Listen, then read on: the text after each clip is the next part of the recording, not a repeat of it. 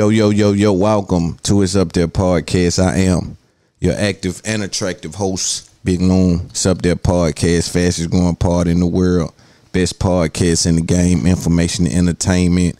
We sit at that intersection and provide the game luxury. Luxury audio experience is nothing like it. I want to say welcome, thank you for being here, man. It's important that I say that because in this game, you can be anywhere in the world. You guys spend hours of your days with me, and as I look at my numbers and my analytics, I say, yo, people are really spending time going back. And these are 2 and 3 hour episodes, and they're enjoying it, and they're learning from it. You know, people are taking what I do serious, and I can appreciate that. So I want to say round of applause for my motherfucking supporters. Without y'all, I wouldn't be shit. Very eventful week, man. I've been doing a little bit of everything. My birthday is Monday, man. And I've been doing a little bit of everything, just trying to gear up for these close this year off real strong, you know, in business and with the podcast, and try to put my best foot forward to give us a real opportunity at being one of the leading voices coming into 2023. And that's where we focus. We're already in 2023. All hustlers are already in 2023 at this point. And so as I've been sitting around watching and just looking, and I pull inspiration from people, and I've been taking a look at Nipsey, right? And Nipsey taught me something. Nipsey taught me that this industry is almost like high school. It's almost like even when you go and get a job in a corporate spot or in a warehouse or something, there's always cliques inside of the corporation.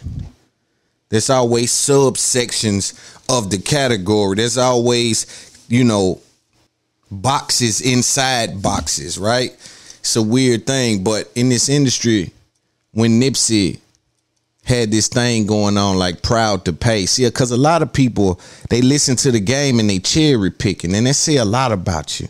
You know, you come and steal the game and you don't want to pay or help or support the person. And that's why it's up that Nipsey has to transition for his people to bear the fruits of that label, because it's like, yo, I'm kicking high level game the whole time, but they try to find a way not to support it, go around and listen to it over here for free. Don't like what are y'all doing? That's just a black thing, bro. That's literally just a black thing. I'm watching the whole game. These white people, they don't mind, man. They go support them folks, man. They go support them folks, man. And it ain't like that people ain't providing value. Like, I get hundreds of thousands of people telling me every day, bro, man, you providing value in the game. Thank you for what you're doing. And I'm like, you know, I appreciate that, but I'm having trouble understanding why my expectations and their behavior don't seem to never align. I'm always expecting for, if you telling me I'm offering you that and giving you that level of entertainment mixed with information, and you can't support that, damn, am I targeting the wrong people? Because I got enough sense and I know how to do this good enough where I can go over there where the white said and talk about the shit they talk about. I don't even gotta spend time on this shit.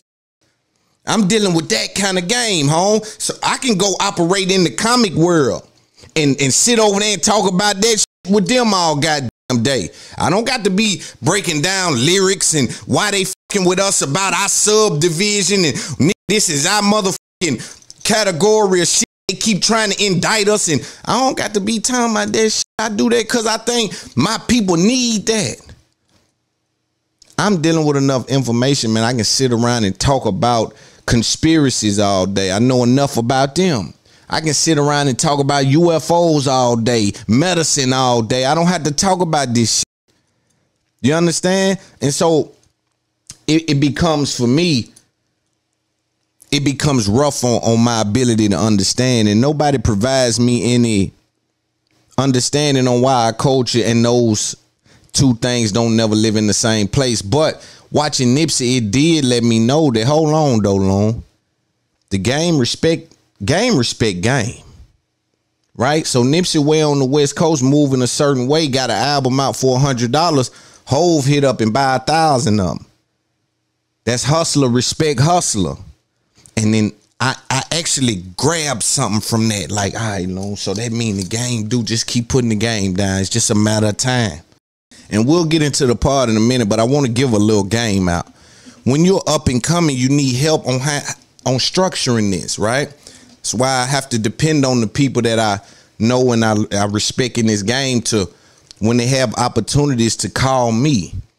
You know, not every opportunity, but if there's a slot where you can get him on stage, he never done a festival, let's slide him in over there, like, because you're not going to know how to get into these things. It's going to be like it's foggy, right? You got your notoriety, you got your audience, you got certain things, but there's certain things that had to happen for you to be viewed in the market like those other guys. So that's where you have to need help from people. And in this industry, there can be a lot of people that's not necessarily trying to help you get to that space. Me, though, I'm asking my friends. I'm loud about, I need help. I need help when it come to structuring this. Like, I know I'm in the dough, but I know this ain't where it stop. I ain't dumb. I need help. I need to be on stages. I need to show them, because, bro, my next move is going on stage. And I'm telling you, I'm killing it. If you come and see me, if I'm somewhere, and what I'm looking forward to is doing these stages, right? In this very discovery mode that I'm in, right? Where everybody don't know me, but just a few, just the right amount of motherfuckers know who I am, and I pop out on stage. They don't know what's coming, and I'm putting major game down, fucking over them, just boom, boom, boom, boom. And I want to feel the crowd. I want to feel them paying attention like that on that game. He up there putting that game down. Boy, he killing them. I want that. I want that almost like I want that. I want that. And I think I don't think it'll be hard for me to do, because in the street, as for me, I was successful enough in the street to sustain a certain kind of lifestyle, so when you're successful as a street guy, you're a street guy that just ain't back and forth in the prison and just making those kind of decisions. You will develop a specific set of skills, very specific set of skills that many people don't have. And it lends you the ability to run circles around these well-to-do guys. And when you enter the industry, I tell you, something weird happens, because I'm equipped with information. I'm not interested in anyone's coattail. I don't want to grab a coattail. I want my friends to really want to see me in a better position and help me do so, as we all scream black excellence. But it starts to come off, like I said last week, that they confuse a short man for a boy. They make a grave mistake when they don't pay attention to the ability and they just look at the stature. You have to understand that everyone had to crawl before they walk. I started in a position where you should already not bat an eye at. You should understand my starting position says something about my understanding. When you ignore that, then it lets me know that you doing so out of one or two reasons. We'll leave those off the table, because I don't want to assume anything that I haven't confirmed. I like to deal with information, although I'm emotionally attached to the way I'm being treated. I think they've confused a short man for a boy. It's a mistake. I'm a hustler. I look at this game that I'm in. I see all the money. I know how to get the money. I need help with understanding how to get in those positions to get the money. But if nobody helps, we'll 10x the price, and we won't never be upset. Just 10x the price. There's nothing to be upset about. I understand you think I don't know how to swim, but you don't understand. I come from the street. I develop a specific set of skills. Don't let that confuse you. The environment is more important than the people that have the children. You know that. Jeff Bezos' father was a circus clown. Go look it up. Jeff Bezos' father was a circus clown. He's now $1 billion guy. One of the richest men in the world. It doesn't speak to his parents. Speaks to his ability to navigate through this world. And I'm telling you, you're dealing with a guy that know how to navigate. I come up where I'm comfortable with competition. I thrived in a place where everybody sold the same thing and most likely went through the same people. Dudes in the street, 9 times out of 10, when I was coming up before me, they was afraid to travel. The ones that travel will make the real paper. It's a lot of risk involved, but these dudes afraid to travel. So 9 times out of 10, they was all getting it through the same people. We all sold the same thing. So competition means nothing to me. I'm comfortable with that. I know how to operate in it. I keep telling them, when you come from the streets, you develop a specific set of skills. And so in this game, bro, I don't know if they think I don't understand what I provide, but I do. Right? They don't know what they're doing is outdated. They don't know their whole approach is outdated, right? The game, the industry, just how it's happening, it's an outdated approach. What I'm doing will birth more creators to do it in a different way. Not that it's the right way. It's just adding to the algorithm. That's all I'm trying to do. I know listen, I'm fixing a problem. I'm opening up a whole nother algorithm of this kind of part. And I'm operating at the intersection between information and entertainment. I'm dancing well right there. Right? So I take some of these things that happen to us, and I understand that how we grow up, where we come from, the lifestyle, the streets. It's almost like when you on a bridge, right? You don't know a bridge need to be fixed or repaired until someone falls in the water, right? And so now whoever the person was that falls in the water, he falls victim. The people that's on their way to that bridge need to bear witness. My job is to bear witness, let the people know what we looking at, do with that what you may. And that's all I'm trying to do. Last week I also was talking about like how dudes you put expectations on some of these guys who you think love you, right? These streets, man, it's a dog place, bro. It gets slippery. You get to think it's right when it's wrong. Know what I'm saying? You think these dudes are rad when they gonna have an excuse, man. They gonna start kicking it with the ops, man. When a couple years go by, they start getting a few dollars, get a little older. If you didn't make it to that age, boy, you gonna be disappointed from heaven looking down on these kicking it with your ops, man. You gonna be saying, bro, I died with that shit. These forgave everybody. And I think forgiveness is a beautiful thing. I think you shouldn't indulge in such behavior, but I'm just laying out examples of what's happening, right? And I can't be naive to the results of things. Then you asking me to be stupid. I have a problem with being stupid. I have a problem with being unaware of what's happening. That ain't my vibration. I ain't fucking with that. My thing is to know what's happening. That's me. That's how I'm living. I was also trying to explain like there's a difference between your enemies and your haters. Right? Your enemies can appear as friends, but your haters got better costumes than both of them. Your haters got the kind of costume that they get close enough to really know it's real. Man, that really spent $200K on that watch. I was there. You understand? They really, the haters get close. The enemy is just someone they like you for circumstantial type shit. Them hating, them niggas hate on you, they got hate for you. Them the most dangerous ones, and their costume is better. Them know how to blend in. They know how to make it seem like it's all good.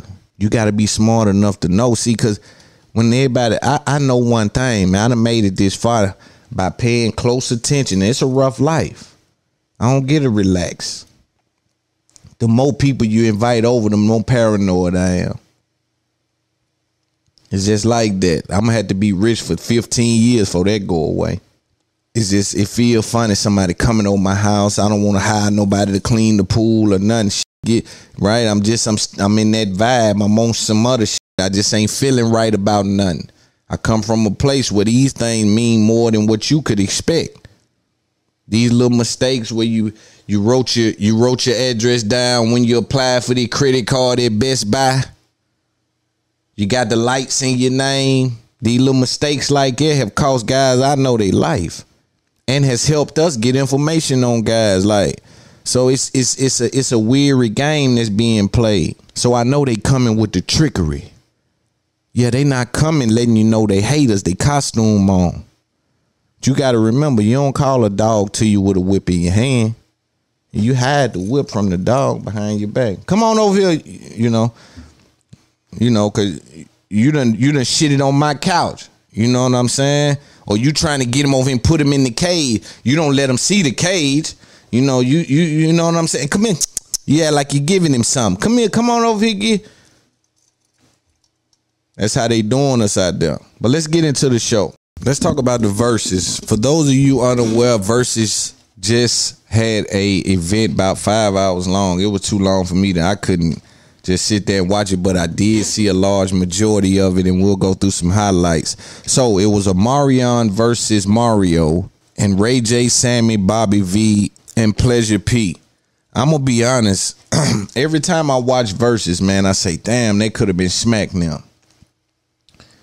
No, I made the point a long time ago that Smack might have dropped the ball. And then especially with Caffeine, with that budget, he probably got a little budget to make it like that happen. Like, cause really Verzuz is just battle rap. And I think Smack was right there. I think Smack did the wrong thing because he was trying to bring rappers over there and make them convert and do battles. He should have just intertwined rappers in there doing a Verzuz type thing with a battle and took that on the road as a festival or something. That would have been a hell of a thing. That to the side, Verzuz is what it is. I respect it. I love it. Shout out Julia. Shout out everybody over there. Swiss, Tim, everybody at Verzuz. Beautiful thing they got going on.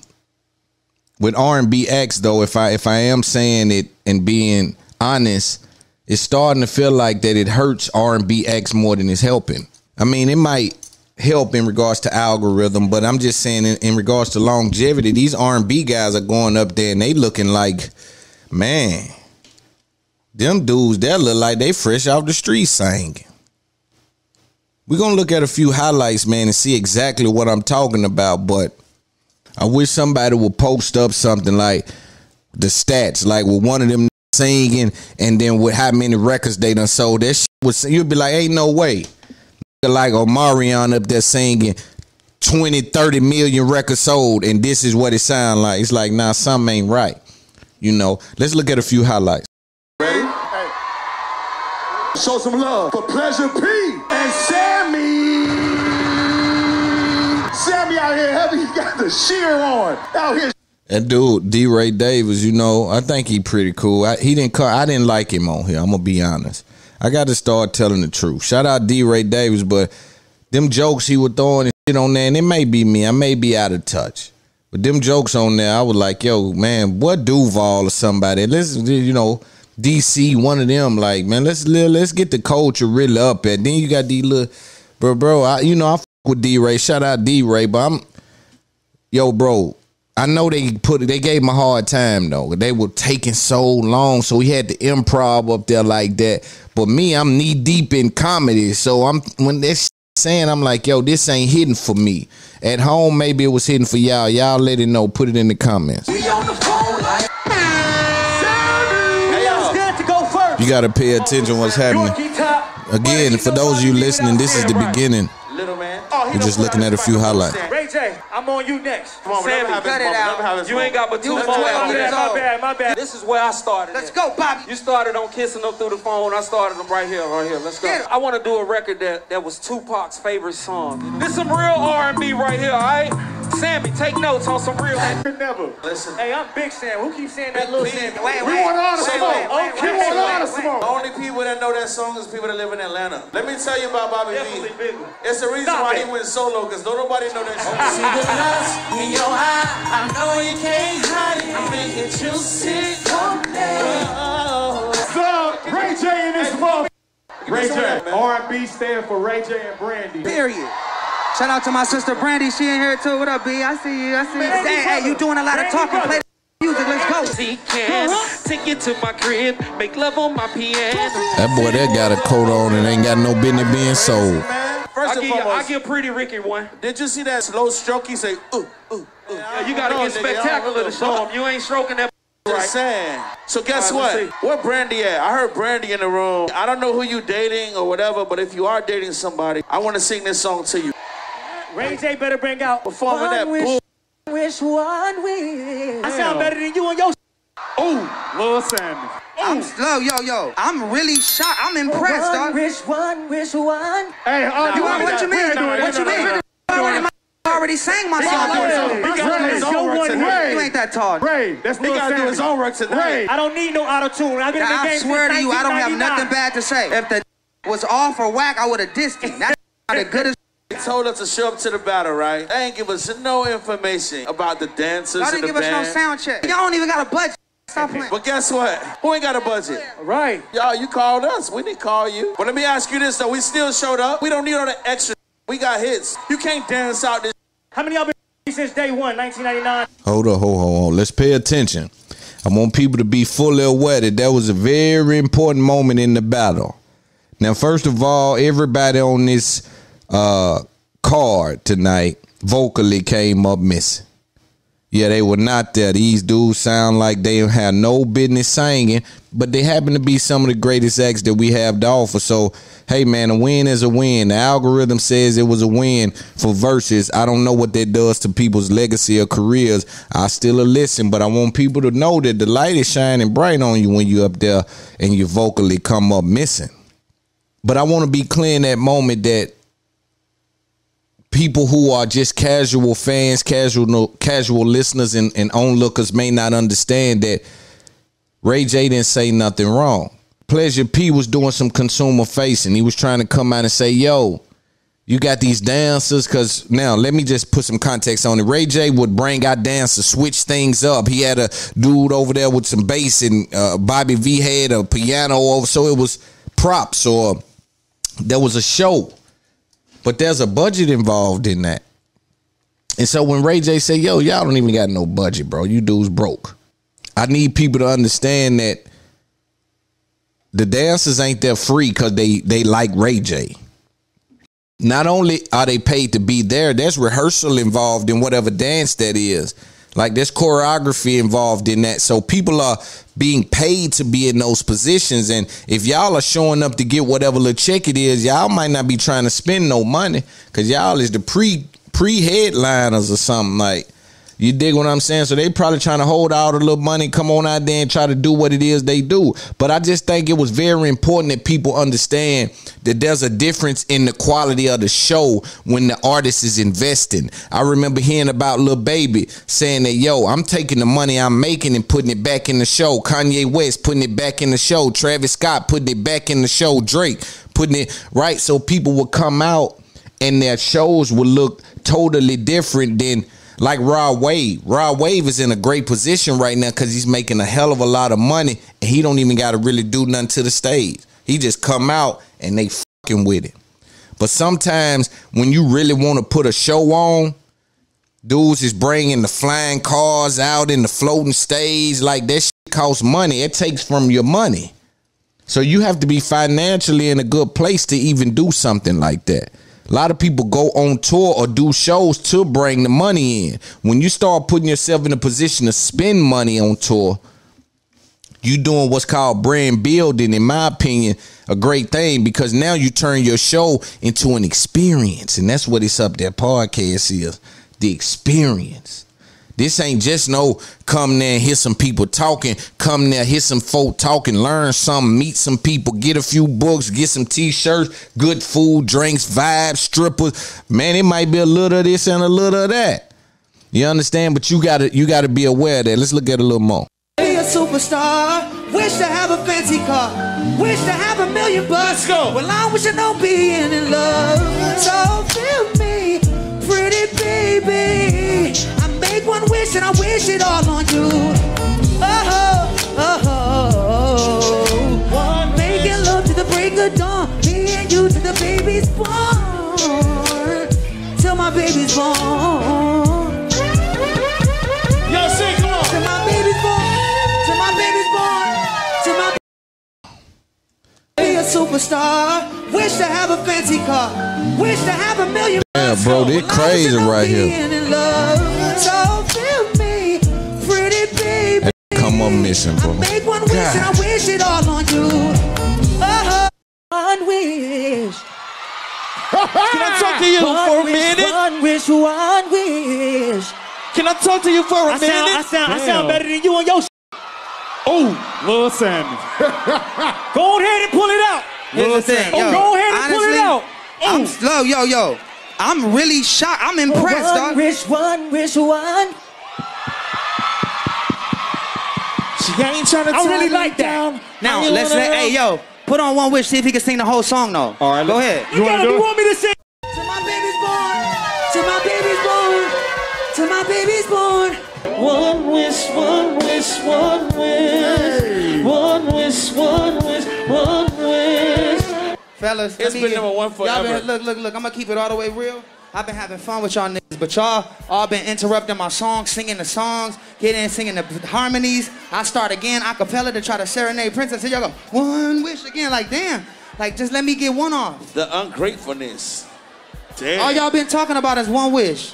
One wish, one wish, one. All through the promo, Let him everything. get his Y'all song can't get off. enough of one wish. Let Ray we J love get One his Wish, but song Yeah, damn. off. All y'all niggas just mad because y'all don't own y'all hits. That's what I I own all said. my shit. Ray J, that's what I said. So again, man, Ray J was out there doing his 1-2. He's a great business man, so he talking a little spicy to them niggas. A lot of them niggas made bad decisions with their money, didn't get paid right, been in all kind of bullshit. Ray J solid up there, so he tender, but he sound horrible. Everybody's, I ain't gonna say everybody, cause Mario sounded good, Sammy sounded alright, but for the most part, a lot of people came up missing vocally that night, man, and it was embarrassing. I'm telling you, man, if they continue down that road, R&B acts will be afraid to get on that versus stage. It's counterintuitive. It's counterproductive to the brand. People are going to make fun of you. And it's cool algorithm-wise. Whoa, my Google searches went up this month. But legacy-wise, they're going to say, man, that was the worst moment of his career. Let's look at a little bit of the Omarion and Mario interactions. But I was a fan of the group, and I thought y'all was going to do a reunion tonight. You ain't invite them, so I invited myself. Hey, yo, Biz, Fizz, Raz, Book, come out here. That's a vibe, right? Where your boys at? They not here. They- It's just you, O. Yeah, it's just You me. can't do that, man. You gotta It's stop just doing that, me. bro. After tonight, you can't do that no more. Man, It's a wrap. you ain't never been in the group, so I don't think you But qualify. look, so check it out. D-Ray, are Y'all you don't gonna understand tell what be everybody? happening backstage on tour. Y'all don't know. Hey, Are y'all gonna tell Y'all everybody? don't know the weird with- shit that be on. Mario, No, it's definitely not. Mario, I know he missed the second tour. I know you missed the second Millennium tour too. So, I was supposed to. Trust me. I didn't want to be on that raggedy shit. But y'all. well, you wasn't But invited. listen, check it out. You wasn't invited. Nigga, we know so who killed the first one. Don't play. you was. Don't alright. play. You was alright. You had B2K and you had- needed them for your shit. You know that, and it's okay. But don't. Nigga, you know what time it was. nigga. I needed them. Of course you Okay. did. y'all hilarious. That was half of your set. Be careful when you fucking with a nigga like me, baby. That's what they came for. That's what Cause they I'll came take you some places that you never, ever, ever seen. Put that down. You need to to put be that looking down, at- bro. That's You your need last to put that one. down. You and your bros, y'all need to put that down, man. Y'all need all to drink good, some nigga. water. Y'all need to drink some water, bro. Nigga, You trust feel me, we good over here. Okay. We good over here. Okay. It's dimensions of this shit. It's- good over I can go there. either way, light or dark. What's up? Okay. Well, it's over. You don't got no more songs. We done. We're done. Who said we're done? The verses. Who said who? What? I'm on stage right now. Okay, play a song, bro. I'm on stage right now, my nigga. Play a song right now. Oh, I'm not hating.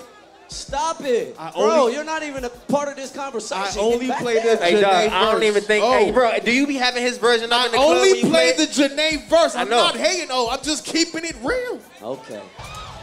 Don't bring no more artists out here singing off Stop key and it. shit, man. Sounding crazy. Stop. Sounding crazy. Stop it. Mario, they going at it. We ain't done. They Sound going like a at cartoon. it. Go ahead, tell them. Both of y'all sound like cartoon characters. And the vocals are just as about as colored in as your Beijing and your hair. Oh, y'all niggas singing to each other too?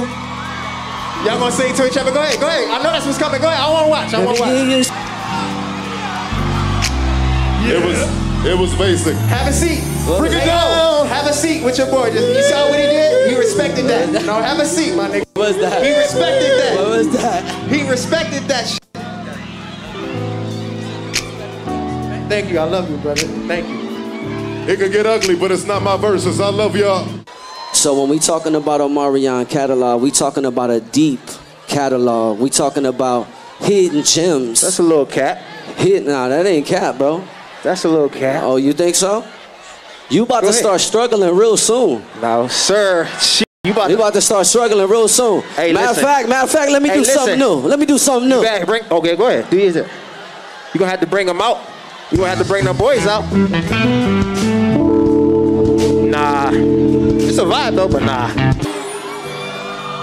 Don't do him like that, bro. Don't do him like that, bro.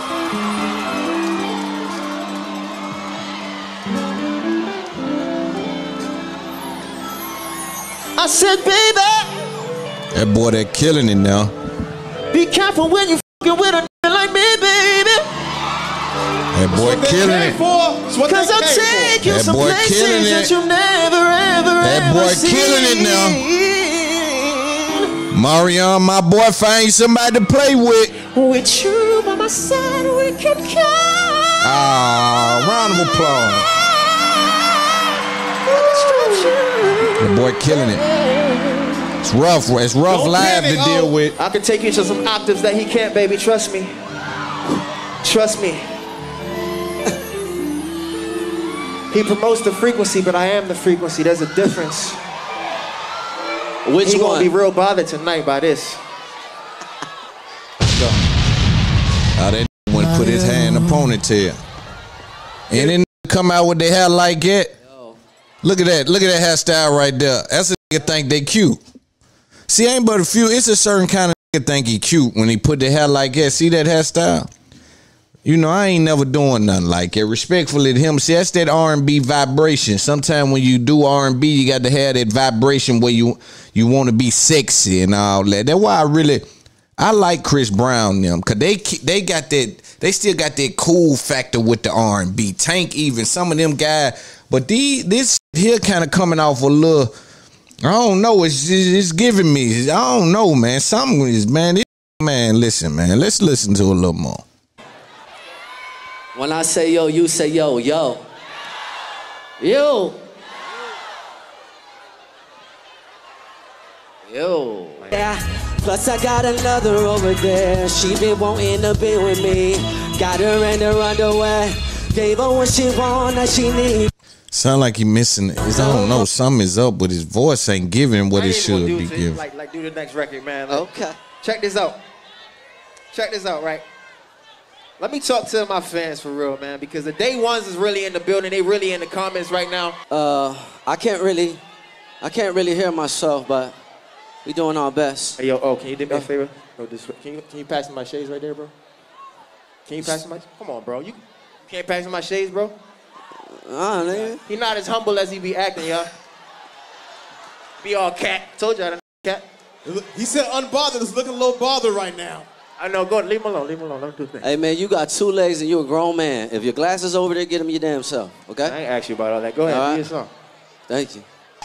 Couple wanted bands on the car. Billy and a match.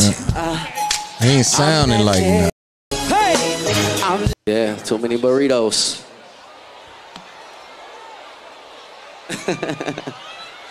Hey, so before we get into this next vibe, right?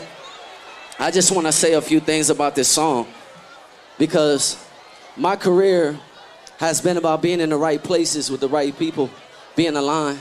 So I want to shout out to 40, OVO, because wait a minute, y'all know my brother is here, Orion is here. Y'all give it up for my brother Orion. Hey, so I think it's important because we in the summer season for the ladies, bro. Can you let me show you what to do, Mario? This is how you practice, bro. Okay. I'm over here looking at my fans. Yeah. On here. What the f? That. Let's go. What?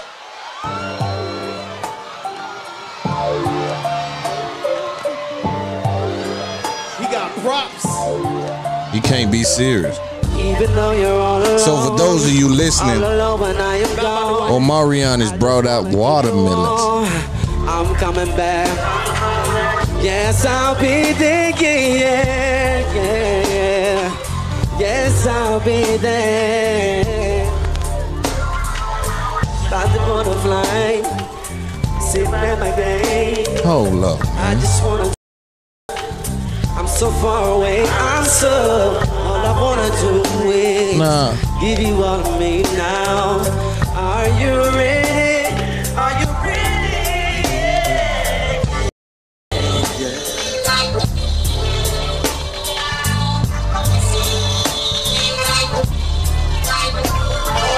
What? Hey yo, bro. Come on, man.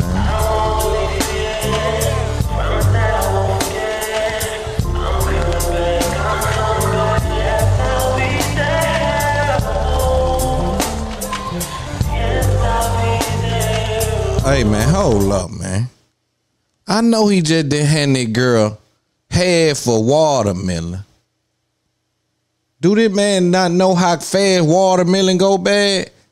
You don't think she gonna take it home and say, I got this from my, like, yo, bro, I'm telling you, some of these R&B dudes, man, they mind, man.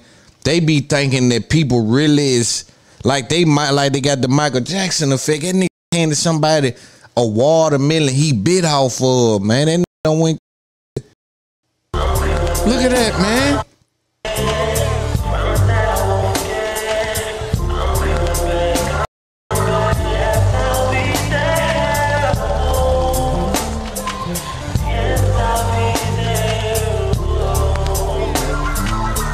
I can't even believe that, man. So, yo, hey, yo, man. Wow, bro. He's showing his age. When you bring out a watermelon, you showing your age, man. Man done got old, man. That ain't resonating to the new people, man. That don't work. Respectfully to your pimping, but bro, eating a watermelon or doing some kind of, then why your brother have one? What was that thing about? Like, it was I don't know what that was.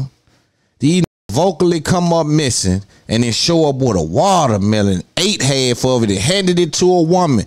Boy, them thinking they God's gift, man. Them is crazy, man.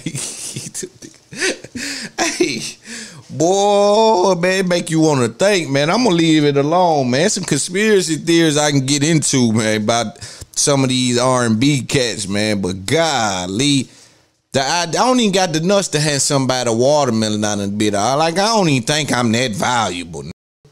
Damn, what I'm that valuable to where she want my head for bit watermelon? I got that much value on me. These love me. That's how I gotta think, man. See, that's why I always tell people I don't never deal with what the results is. I be dealing with how I think to even do some of the shit they be doing.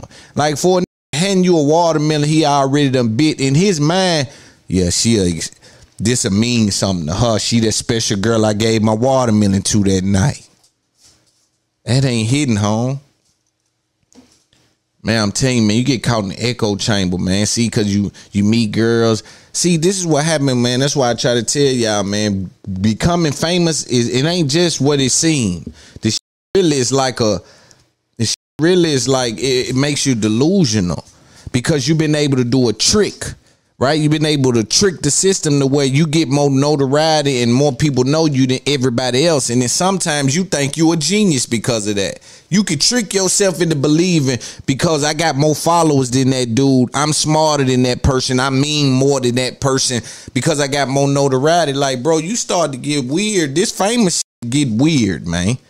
You know what I'm saying? These dudes try to wear it well, man, but a lot of these people is weird, man. Even me. The idea that you want people to even know you is kind of weird. Like, you ain't supposed to have this much notoriety. So I ain't even got to nowhere near the point where I'm going to bite a chip and give it to you. You understand? I'm going to bite this chip and take it on with you, bae. Yeah, that's Loon Chip. That's like, no, man, you tripping. But in closing, man, I think that at some point R&B acts may start to stay away from verses unless they get the live auto-tune, unless they get that right. Because a lot of them guys now, Mario sounded good. I fuck with him. But everybody else, for the most part, vocally came up missing. Yeah, it need to be an APB out on voices, man. Because what I hear on them records, boy, y'all need to really, that engineer need to own 90% of them songs, man. Whoever the engineer is, round of applause for the engineers back then.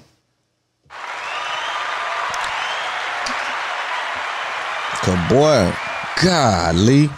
Let's talk about rapper Lil TJ. For those of you unaware, rapper Lil TJ from New York was shot in New Jersey, I think Edgewater area.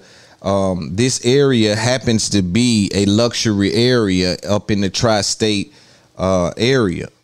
It happens to be somewhere where celebrities frequent, and he was evidently at a Chipotle. Someone tried to rob him, end up getting shot, and they shot him as well.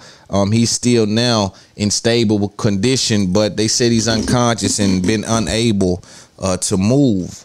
So he still has a long road ahead of him. Pray for TJ to try to make his situation better in regards to that. Let this be a cautionary tale, though. I always tell people rappers got it hard because they got to wear their wealth.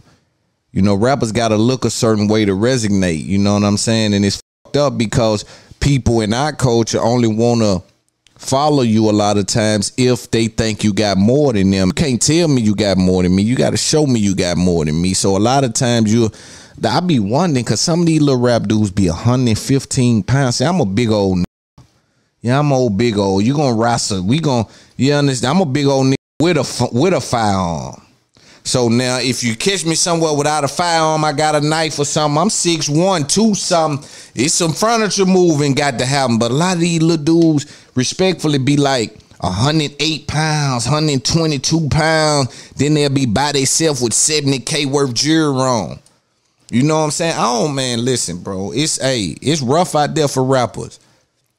It's rough out there. I remember times when I used to say rappers wasn't the hardest job, you know, and I still think that some of it is self-inflicted, but I'm starting to really, really believe that being a rapper, a successful one, is a very hard job.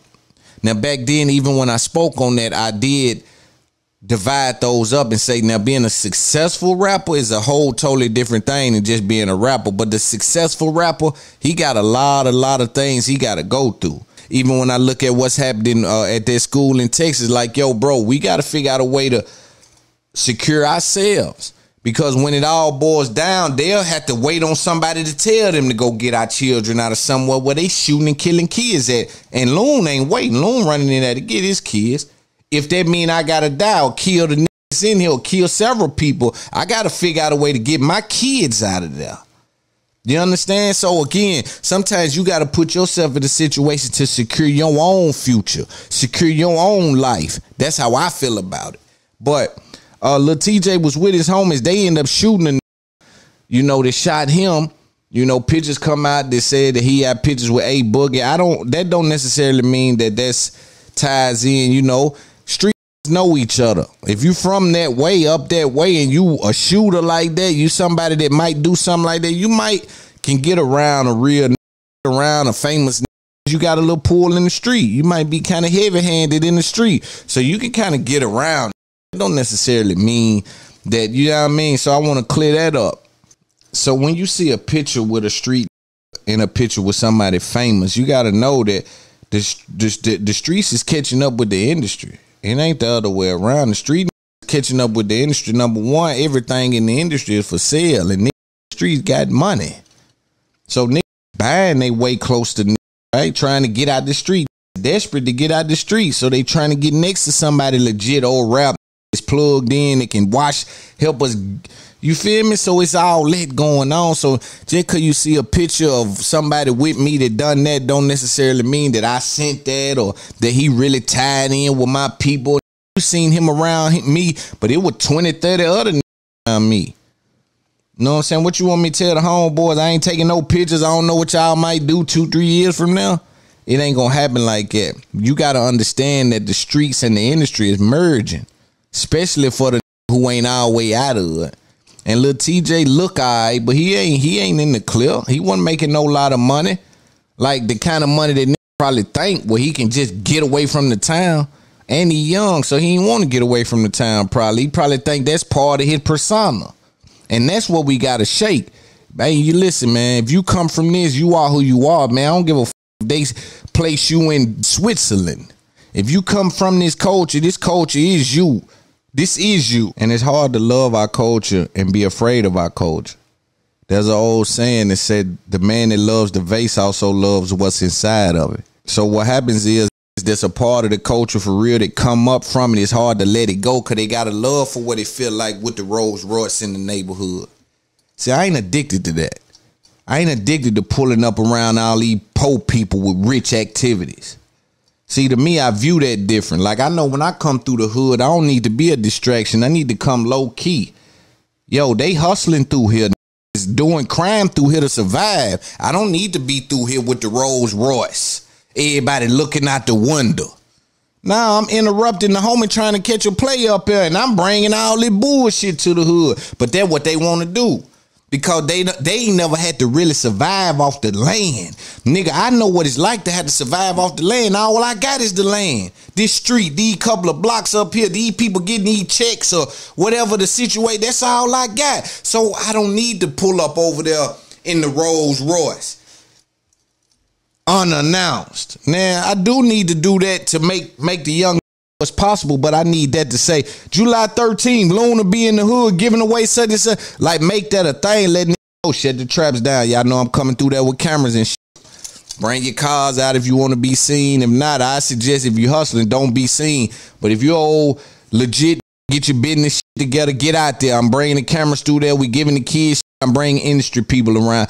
But I'm not into posting up in the hood just for the hell of it. Like, let's catch plays at this store. Like, I was one of them that pull on this little back street right here where you got 4 Rolls Royces and 8 cars because you know it might be some pressure, so you need shooters around and you got all this shit. Nah, that's a distraction in my opinion.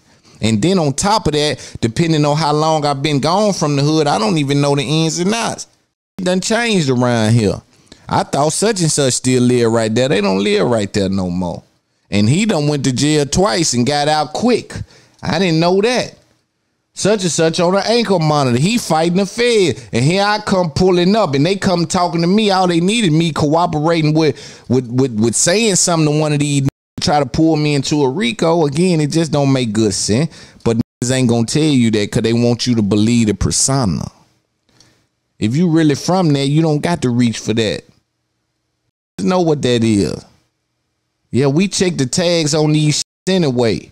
Yeah, you can't just bring us. We don't believe your gallery shirt. We got to look at the tag anyway. So, you know, whatever you got going on, pull all the cameras you want now. They still don't trick me.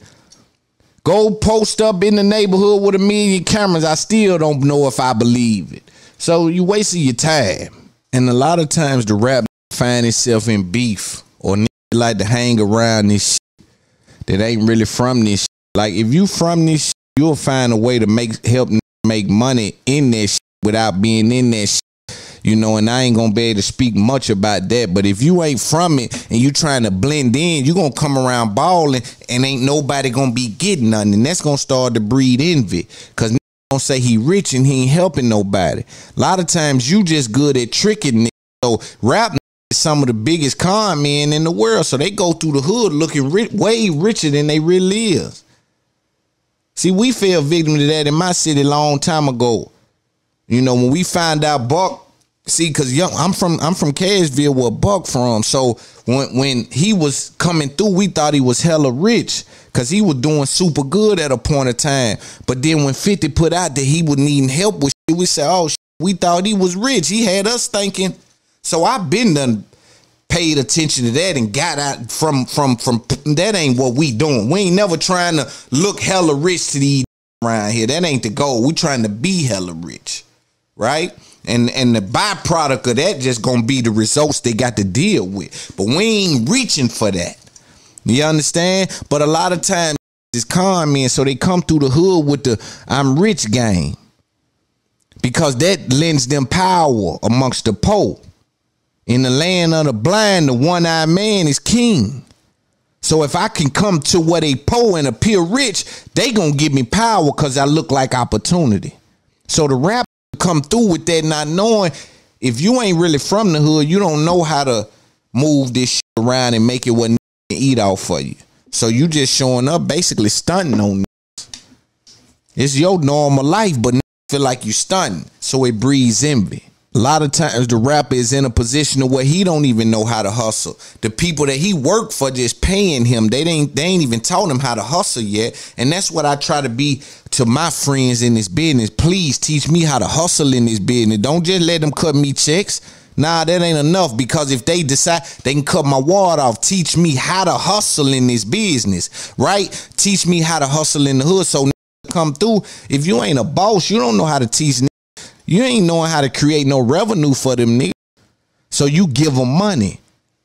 And you ain't as rich as they think, so you can't give them as much as they want. As much as they think you should give them. So what happens is you bag yourself in a corner not even knowing. So you bag yourself in a corner because they think you should give them 20 when you giving them 5. They think you should give them 20 because you got those 3 chains in that Bentley and you be talking like this and you had $500,000 on the gram 4 or 5 times. So they think you way richer than you really are. So now you give them 5 in their mind, they saying, man, this slick playing. Then they come back. Need 5 more. They keep trying to hit you for the 5. You can't really afford to keep giving 7 $5 grand every time you show up. So now you might either stay away longer or you start showing up and not giving them the money. Now you don't give them the money, then what? They get upset. Now that creates an environment that they unhappy with your presence. But you were playing hustler. You were playing rich. You were playing that. That ain't you. And that's why I tell, and you can't explain what you ain't been taught. So it ain't like you can tell these guys how to go get some money. All you can do is give them a fish instead of teaching them how to fish. And the minute you don't give them a fish, they upset. Now, let's say you do give them a fish. I keep telling yo, these is greedy. These non-hustling dangerous, they greedy. These niggas think they dangerous and tough with no hustle, non-productive, dangerous. Them niggas greedy. So they want to put the press game down for a little more. I ain't involved in no press game from nobody. We'll die. We'll die with the money. But ain't no rich nigga dead because the money don't go with you. But we'll die before we let a nigga press us about what we work hard for. It won't happen. We'll go to war with the world about that. On this side, we ain't going. And so they want more. More. Pressing for more. They damn near want to live like you, off you. See, you living like that off your hustle, but they want to live like that off you. They don't even think that's disrespectful. I'm living the way I'm living because my hustle, and you want to live like I live off of me? Y'all greedy. If these blind and you give them eyes, they'll ask you for eyebrows. Ain't saw nothing his whole life. You gave him eyes, he'll ask you for eyebrows, man. I'm noticing everybody else got eyebrows, man. I ain't think you can give me some of them eyebrows everybody else got. You ain't had eyes. I just got it the way you can see. You been underwater your whole life. I brought you up and that wasn't enough. It's greedy. No hustler have ass. It's greedy. I'm uninterested and I don't indulge. I don't play the game. Ask anybody. It's a reason why ain't under my bro. Nobody that I know or nobody period can say nothing about what I got going on. I'm loud about that because it took me longer because I went that route. Yeah, it took me much longer because I had to do it by myself in the street and in the industry by myself. But one thing I won't let a person do is watch me live the way I'm living off my hustle. And then they be able to live like I live off of me. When I ask myself, right, because on one end you say, yo, the streets getting soft, man. They letting like to disrespect dead people and disrespecting dead folks and they rapping about it and they doing certain things. Because where I come from, man, I'm like, yo, damn, this getting soft. But then on the other end, you looking, nah, it ain't getting soft. They murking shit.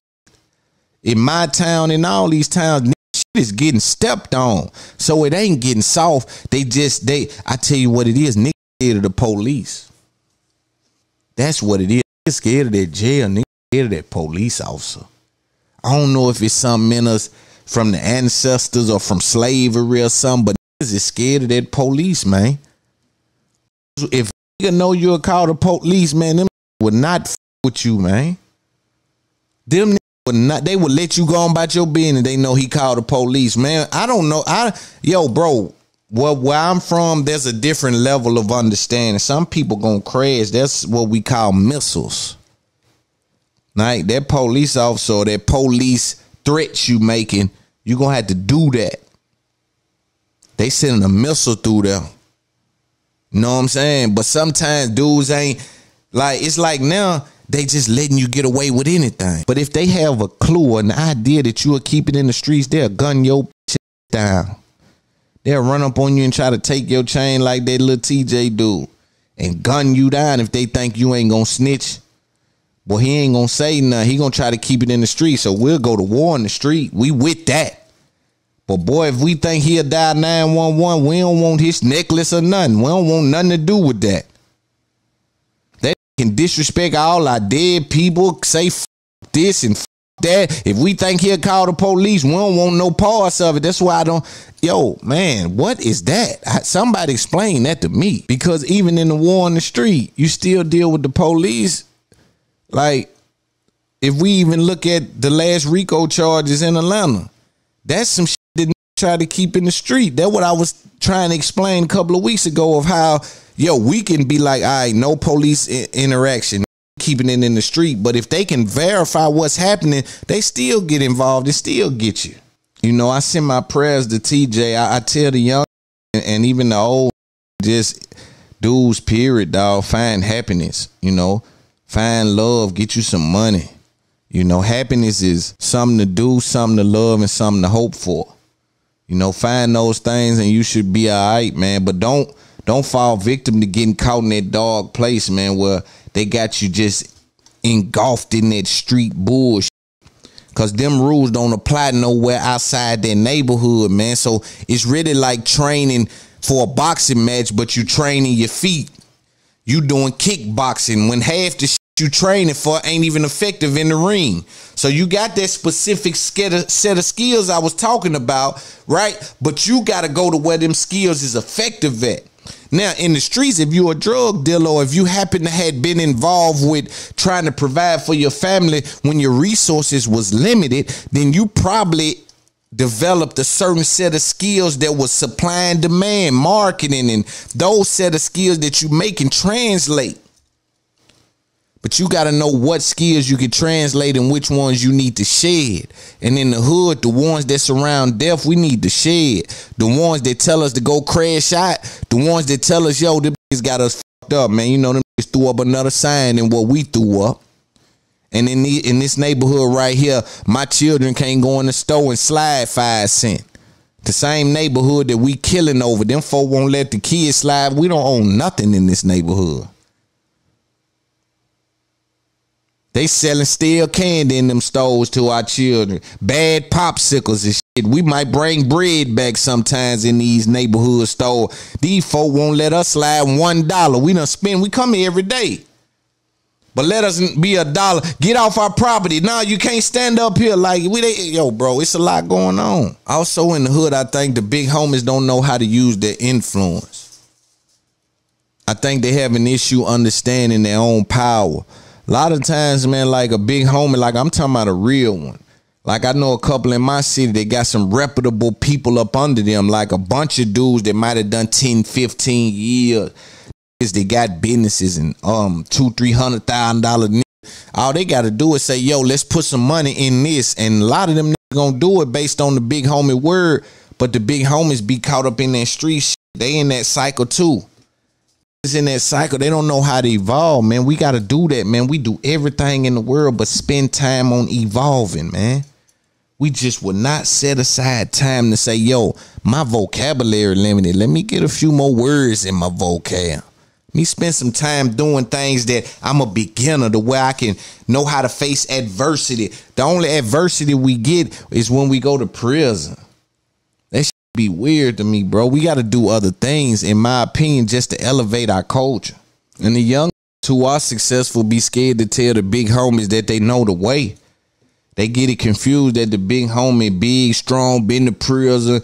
He been banging for a long time, so they don't want to really tell him that, bro, you know, I done figured it out here. Like, sometimes the little homies might got the information because they indulged in the internet, and now they got them a little crypto money, got out of there just in time, transferred it to the, like, they might got a few 1-2 moves for them, but they get confused that they don't understand that the more feathers a chicken got, the bigger that it look.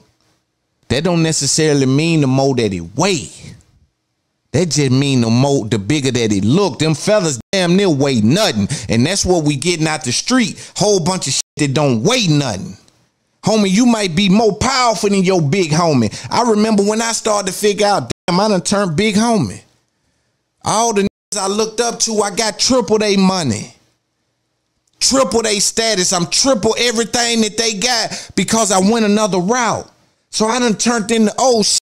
Now, only thing that made them the big homie in my mind was, damn, they gotta have more information because they got more money than me. But now they just had a plug. You ain't had no plug. Yeah, you didn't get no love on your price. You had to pay the whole thing all the way out. Like, it wasn't that type thing, right? So again, we got to know that a lot of that come from the street, it be worthless in the real world. You understand? Big old strong nigga. But is that what can he do in real life, though? In real life, I'm talking about for his mother, for his children. If they need 50 grand right now, can he make that happen? That nigga's a reputable. That nigga's a real one. But if mama need 50 grand, can he do that? His kids want to go to private school. They struggling in public school. They need to go to private school. Can he do that? His son need to be put in jujitsu, man, so he can really get his mind right and learn how to surrender and be a better person and learn what adversity look like. Can he afford that? Can he put them in a situation to better their lifestyle, or he's just a big homie when he pull up over in the projects that don't nobody own where the rent $18? We love everybody in the projects, but I have to put in perspective that it's not valuable in the real world when all the stripes, all the feathers that they put on the chicken don't weigh nothing. When it's time to cook the chicken, they get rid of the feathers. When it's time to cook the chicken, they get rid of the feathers. When it's time to weigh the man, they get rid of all that street shit.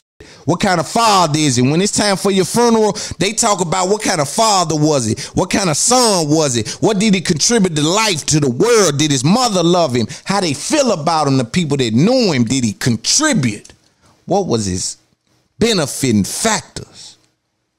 Not just, man, he was a knockout artist. Man, I remember he pulled up, man, and knocked out 6 people. Help me understand, man. Help me understand. Again, I'm freestyling. This is This Up There podcast. Limited to no understanding for people who don't understand the game I'm putting down. If you miss what I'm saying, this ain't for you. Respectfully, you should probably find somewhere where they like to listen to some of that bullshit. Because this right here is where we put the real game down. This is where we really have those conversations that people need to have, that people want to have, people want to talk about. And I ain't even cranked up. I'm doing this alone. So respect what this is I do. Find a way to support this. I hate that it feel nasty that in our culture I got to say that. Let me address that too before we move on to the next topic. It feel nasty that I gotta tell you listening to me right now, knowing I'm putting major game down. Ain't no telling how many times you done heard me put that kind of game down. And I gotta say, find a way to support it. It's embarrassing to me, huh? It's embarrassing, bro. I look at them white boys, and when I say that, bro, listen to this. Dude, them. When I say dude, them, I'm talking about me. Dude, them I ain't one of them racist kind of niggas where I'm looking at them folks like that. I'm respecting the business acumen, man. I'm respecting that they people. They don't even gotta say that to they people. They people just flooded. Hey, yo, I'm just fucking with what he doing. I'm fucking with him. I'm buying his shirts. Them put something up and sell out. Black people only got a couple people they'll let do that. 3-4 people that got the ability to sell out soon as it drop. And tell me why that's the case. You can't tell me that those people are the sharpest knives in the drawer. And even if they are, we got other things in the drawer that need to be considered as well. Yeah. You don't flip you don't flip an egg with a knife. You bring the knife out to cut. You bring the spatula to flip something. You bring the grill for this, right? So in our kitchen, in black media, black culture, we got all those different things that need to be respected. But it's like we'll only let 1 or 2 or 3 people get everything and hang the money up. Loon don't respect that. And I'm gonna give me some money. They're gonna have to figure out a way to, yes, Lord, we finna break the pool balls up. Or we gonna have to do something. I start like, we gonna figure it out. I know they ain't gonna let me down. The coach ain't gonna let me down. I'm putting too high level game down. If this don't resonate, I know the game fake. If what I'm saying don't resonate, the game fake. And I ain't saying it because I'm better than nobody. I just know the game I'm putting down. It's supposed to resonate. If this is real, if they is really letting the cream rise to the top, it'll rise to the top. And if it don't, because I'm going to put the work in, I'm going to do what it take. I'm going to do what it take. And I know what it take. And I got what it take. And I'm with what it takes. So we're going to figure out what it take. And we're going to make it happen. Even when I look at Rogan, like I think about blacks, we don't respect podcasting the same way whites do. Rogan was literally running around telling out. And I know people who listen to me wonder why I talk about Rogan, because he's at the top of the food chain. And I'm a fan of them dudes. I watch them dudes. I watch everything. I have to. I know ain't no help coming. Ain't nobody gonna help me up. I gotta understand everything to get up. I know this. I know this. And I'm not gonna believe anything else, right? So again, I study everything, but Rogan would tell everybody, go start a pod, man. Start a podcast, start a podcast, start a podcast, man. Do a podcast, do a podcast. Black people, man, keep starting a podcast. Man, why do you starting podcast, man? Then he do starting podcast. Everybody starting podcast. See, I come from the street. Everybody selling dope. And it's only a few customers. It's about who gonna stay up the longest, who gonna always be available, who gonna get there the quickest. I come from that, so I don't look at it the same as these guys. These guys get afraid. Loon coming up with all them goddamn topics. Oh, he doing too much. Yeah, I know I am.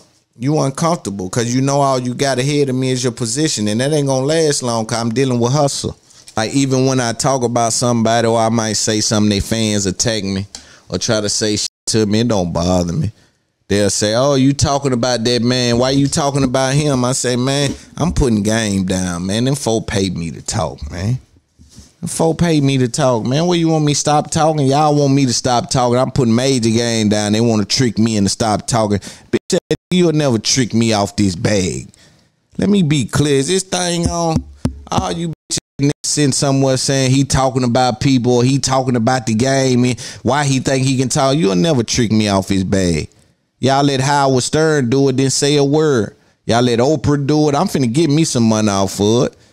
I've been living what they been talking about, so I ain't studying what they talking. It don't work over here. But again, with podcasting, I understand that gold should be sold to the people that know the value of it. And so that's what I'm doing. I'm just trying to get to the people that know the value of what it is I bring to the game. I even see where white boys will sit down with each other.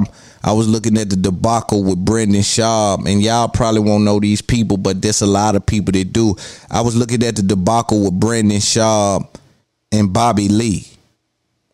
Right? Brian Callen was involved. Shows, they brought Rogan name up. It was just a messy thing happening. But you know what I got out of that? Them white people did. They went and sat down with each other on their podcast and talked about it. Now with us, if we got a problem, respectfully, even like with Joe and Charlamagne, I wish I could be at the helm of that. I wish I could moderate Joe and Charlamagne, or I wish I can moderate Andrew and Joe. Like be that. That's what It's Up There Podcast Live is. My events are getting two people with disagreements, sitting them down. R.I.P. Kevin Samuels. My first one was supposed to be Kevin Samuels and Dr. Umar. I don't know if y'all remember that debacle that was happening. That was me that put that on. It was supposed to be Kevin Samuels, Dr. Umar sitting down. It's Up There Podcast Live event. I had already had Umar on board and Samuels on board, but Samuels ended up passing away, R.I.P. But sitting down, It's Up There Podcast, and see with me, they both will get a chance to talk and have a conversation, and I'm just moderating, right? And that's what my events are for.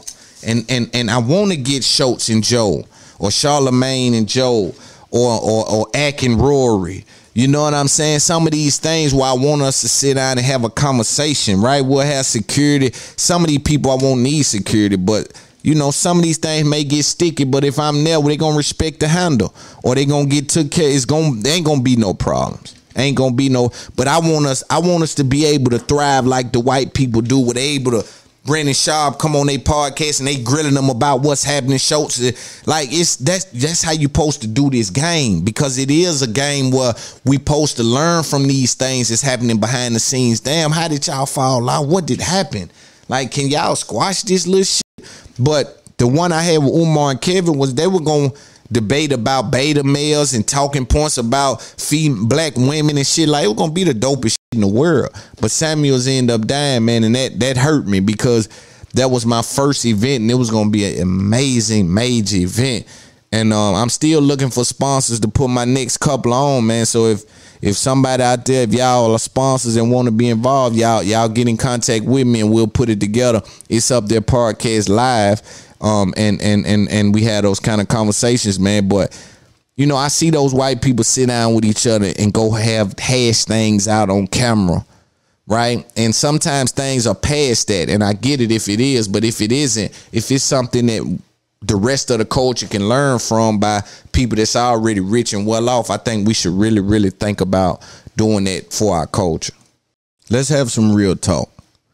Let's just talk about the game and where it's at. And just finished watching $1 million worth of game with French Montana. Shout out to them.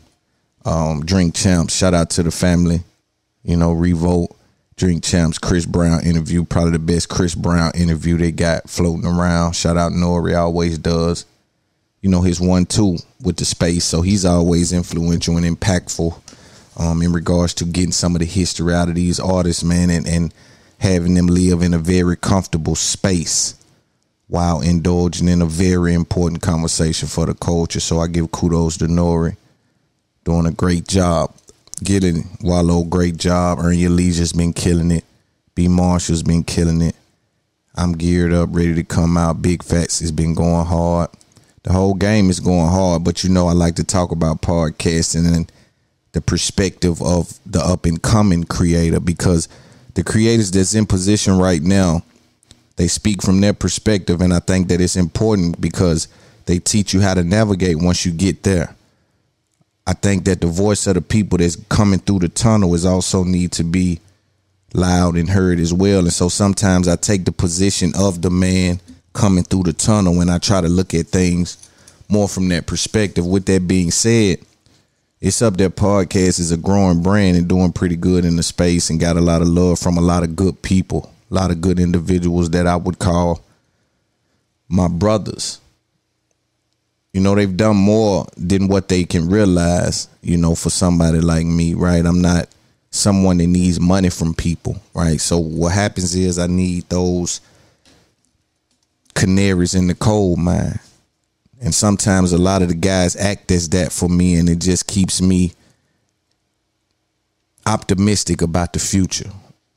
Because if I look at the game for what it is, I see what's happening, right? So when you someone like me and you have a podcast, right, that's doing good, that's effective, people tend to like it. And let's just say it ain't effective. Let's just deal with it from you being black media, just black podcasting, and how I continue to point out that there's something happening where we are not giving each other access to audience and access to how to structure your pod in a way where it can even really compete with these other pods or these other shows, and not even hip hop shows. Because again, I'm looking at the game in its entirety, just content world, period. So I zoom out. While niggas is zooming in and competing with each other, I zoom out and I look at market share in a whole. But there's something happening with people that's in position, and I like to, no matter how much I respect and love people, right, I want to deal with the information so we all can learn from what's happening with each other, right? And sometimes I like to deal with it in real time simply because it's important to the time, right? The next move could be affected by what we know. The information that we go into that move with is so vital. And so even with me, dog, I like for people to point out, try to help me with things. Like, I'm nowhere near perfect or none of that. I'm in Bluetooth mode. God is good enough to show me that I'm not everything, but I am something. I'm not everything, but I am something. So God has been good enough to show me you got what it take and you got what you need, but God got something for you that you don't have room to bear. So I'm looking forward to whatever is in my future. You understand? So I'm not in a position to say things from a bitter place, but I think when they hear me explain the game, a lot of them try to frame it like you speaking from a bitter position, or you speaking from a position of someone that needs help. And I want to be clear with everybody that sometimes you just got to explain the game. It ain't always about needing help. I need help. Let's be clear. I need help with understanding how to structure these things. It blew my mind that I have a podcast doing so well and I don't know how to get into the media room at BET.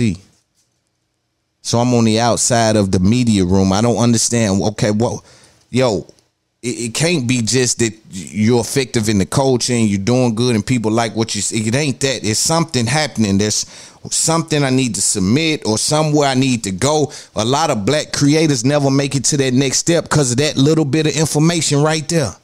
Right? You can get in there from me, from being someone with a podcast in a position that I'm in. Say I was in the BET media room. You know how many people I would have bumped shoulders with, been able to get little interviews with. They may say, bro, I need you to come.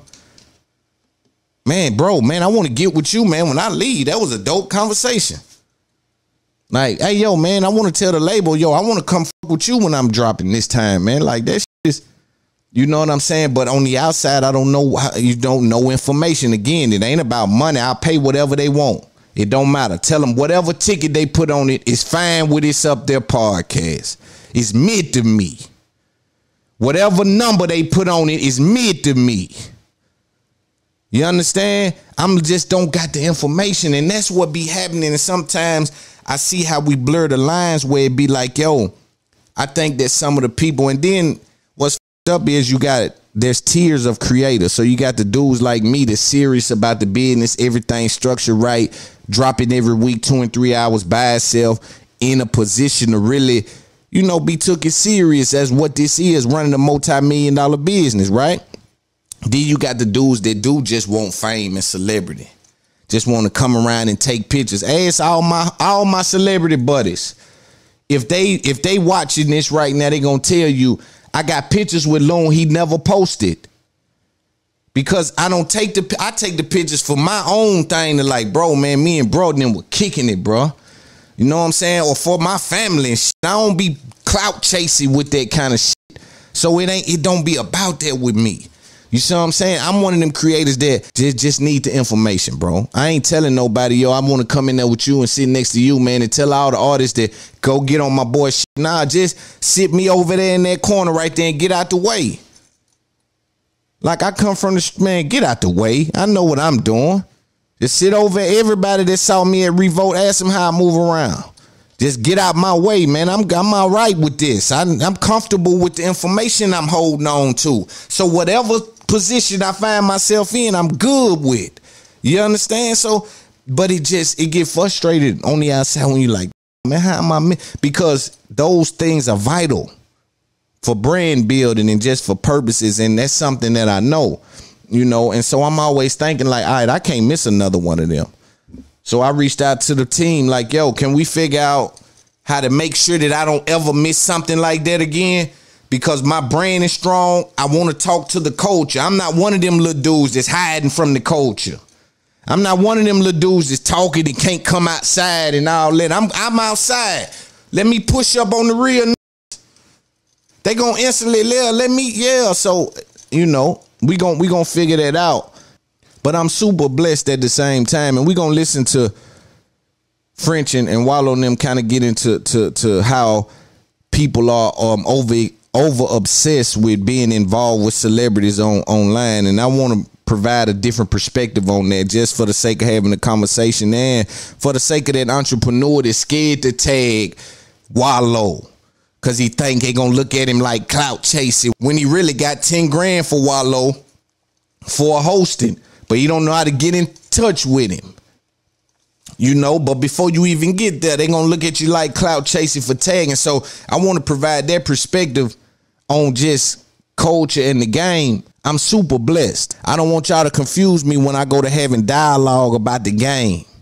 When I go to documenting what's happening and dealing with the information, I don't want nobody to view that as a dude that's begging and pleading, because that offends me. I already feel like they done confused the short man for a boy. I already feel like they done got it all confused. I come in the game with understanding, And sometimes, again, when you reach out and they feel like it's like they think you asking for a cosign, I don't like that feeling, and I don't feel it with the white folks. Like I was just talking about, I didn't know how to get into the BET media room, but guess who? Guess what? Shout out to Joey Diaz. Them dudes invited me out on Bert Kreischer tour. You know how many hands I'm finna shake when I go up there, and all them white dudes I'm finna meet, and the people with the cameras and the podcasts and them dudes, the white folks saying, come on out, man. We like what you doing. We don't understand a lot of it, but boy, you sound pretty good. You've been bigging us up, and we appreciate that. And the white boys inviting me over, and Joey's a fucking legend. So it's, for me, it's like, yo, how is that happening? And in my culture, I'm outside of the black entertainment television media room with a black podcast, no information on how to get in. I don't get it. And this ain't no disrespect to BET. Half of it might be my fault because I don't know where to look. If your hand is on the pulse, I just feel like, damn, you know, but maybe it's on me. So we share some of that, but it's just a fucked up feeling. But I'm blessed, dog. And again, I don't want people to get it confused. And that's why I be loud about it. I say, you know, I popping it.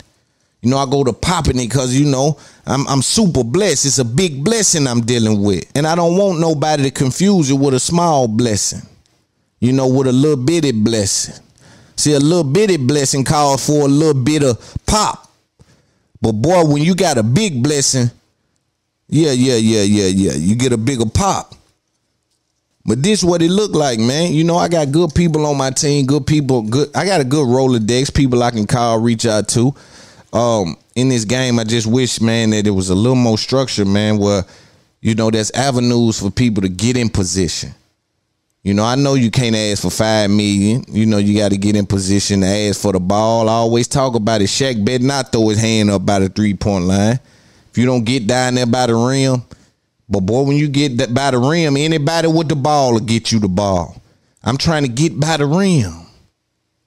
Yeah, I'm trying to get by the rim. It's enough for everybody. They heard baby say, it's enough money for all of us. I'll post your music. It's enough money for everybody, bro. But I think in a weird way, we go to dealing with that syndrome of, I ain't letting nobody up off my back. And don't know, I agree with that. Don't let nobody up off your back. I'm talking about information. I ain't never talking about handouts. I'm talking about handoffs. Not handouts. It's a difference. I'm the only dude putting this kind of game down. It's a difference between a handoff and a handout. Don't nobody deserve a handout. But a nigga who deserve a handoff. A handoff is a play designed for you to get in the game. That's what a handoff is. A handout is I just give you something for the sake of giving it to you. Keep telling, man, we ain't living like that. But again, I just, you know, speaking about the game, like for me, dog, I feel good about what I offer. That's why I'm able to talk about whatever I want to talk about. If these dudes ahead of me get offended by me breaking the game down, and say a lot about them. And I'm gonna be honest with you, and I don't want to be arrogant about it, but I really don't care. And it ain't that I don't care because I don't respect them. It's I don't care because I do respect them. I respect you so much I don't give a fuck. You understand? I looked at the game for what it was. I believe what you was saying. When they were saying, get on your grind, go get it, make sure you do that, I went and done all that. So if y'all were faking, y'all might get offended when I get close. Because I done what y'all was acting like y'all was doing. When y'all was acting like you was getting up at 4 in the morning, I really would start getting up at 4. Y'all tricked me into thinking that's what it took for me to get on. Now I end up doing all that shit y'all said y'all was doing. So hopefully as I get closer, niggas really living like that. It get uncomfortable when the truth get close to a lie. Nigga, shit get weird. Get weird when the truth get close to a lie. But it's all good, man. You know, the people need this dialogue. People need this. You know what I'm saying? We got to shake this up a little bit so we can deal with the information and let the chips fall where they may. And I'm going to play this conversation that French Montana, Gillie, and Wallow had about people tagging and their family members and things, wanting them to put them up on the gram. We're going to play this, but we even heard Dirk just speak about it. Yo. Ain't posting me. All right, I'm walking right past. Glad we through faking now. Y'all don't really fuck with a nigga. Saw me drop, y'all ain't even right. A lot of people say that's entitlement. See, it can get, see how I can get confused, and that's only in black culture. And white folk, they understand what it means. That means, yo, damn, y'all ain't gonna help me trigger the algorithm. Y'all know I'm playing algorithm. That's what I'm saying to these podcast dudes or these dudes that's ahead. Yo, y'all know what this is. Y'all know I can't get popping without the algorithm. Don't make me start telling everybody what y'all share this shit. Cause I'll blow this shit up and have 17 million niggas knowing the formula of this shit. You understand? Y'all, you feel me? So that's what he's saying. But let's listen to what they were saying about it. Said you unfollowed me. Man, you on some dumb shit out here, man. You look like going unfollowing. It's everybody obsessed with celebrity. If you doing anything, you got any traction, everybody overly obsessed about if you follow them or not, or if you comment on these stuff. Everything is like, it's just, everything is just so emotional. And men is just like, men is so emotional with men. And I'm talking about they emotional with celebrity and men. It's like, bro, it's not that deep. Like, everything is, this social media shit got everything fucked up, man. I got a cousin, man. I actually called this nigga. Happy birthday, cuz. You know, you ain't throw him up. Messing it up with a couple niggas a couple weeks later to me, hey, you ain't throw me up, though. And I'm like, I called you. That happened to me all the time. I called you in real life. What do you mean? You my cousin. We grew up together since kids. You worrying about me posting you they don't want that on Instagram? No, my own son hit me and told me. He was like, yo, you threw Drake up for his birthday. You ain't throw me up. Oh, he checked you. My son. He checked you. This is my son. He was like 10 years old when he told me that. I'm like, yo, you 10 years old, you want somebody to kidnap you in school? Like, knowing you my son? No, the fact that he threw Drizzy in there. Yeah, he was like, oh, he threw Drake up, you ain't throw me up for my birthday. I'm like, yo. I had to pull him to the side, like, yo, your mother telling you this? And what's so fucked up is a motherfucker really have an attitude. A motherfucker really feel like you don't f with them. Yep. You feel what I'm saying? Like, and another thing is like family, man. Family be tripping about that shit, man. Yeah. Family be tripping, motherfuckers. Everybody think like Instagram shit. Don't understand that, like, bro, we running a $50 to $100 million company around here. Mm-hmm. This not no play. Mm-hmm. This is for real. Yeah. Like, we make a lot of money to do what we do. And pay a lot of taxes. Pay a lot of taxes. Our brands is everything to us. Yeah. But a motherfucker in your family, they don't never respect They think it's that just shit. a page. They think it's just a motherfucking. They don't see the sacrifice. Man, you don't understand. They don't see I come in here. Post your cousin up. Throw your cousin up, boy. He got a clothing line. You like, what the f I got to do? You go to your cousin page, just got one T-shirt. It's like, what the f are y'all talking about? Like, but then it'd be an attitude. Like, you'll really come back to you. Oh yeah, he too big now. When he. All right, so let me put some game down about this. I say all the time, it's a difference between climbing and being carried.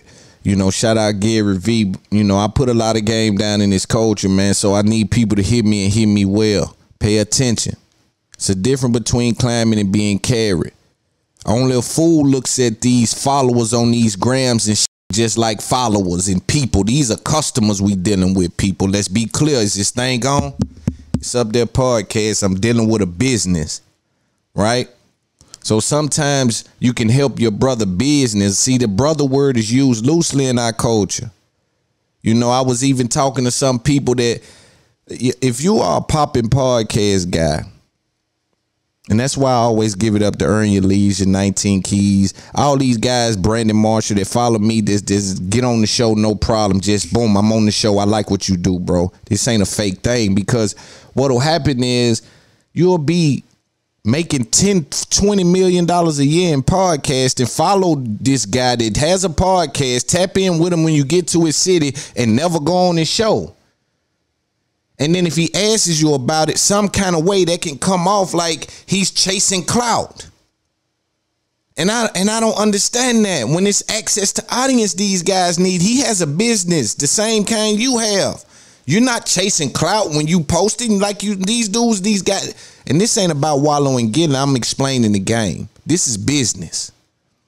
A lot of these up and coming guys like me for sure need access to audience.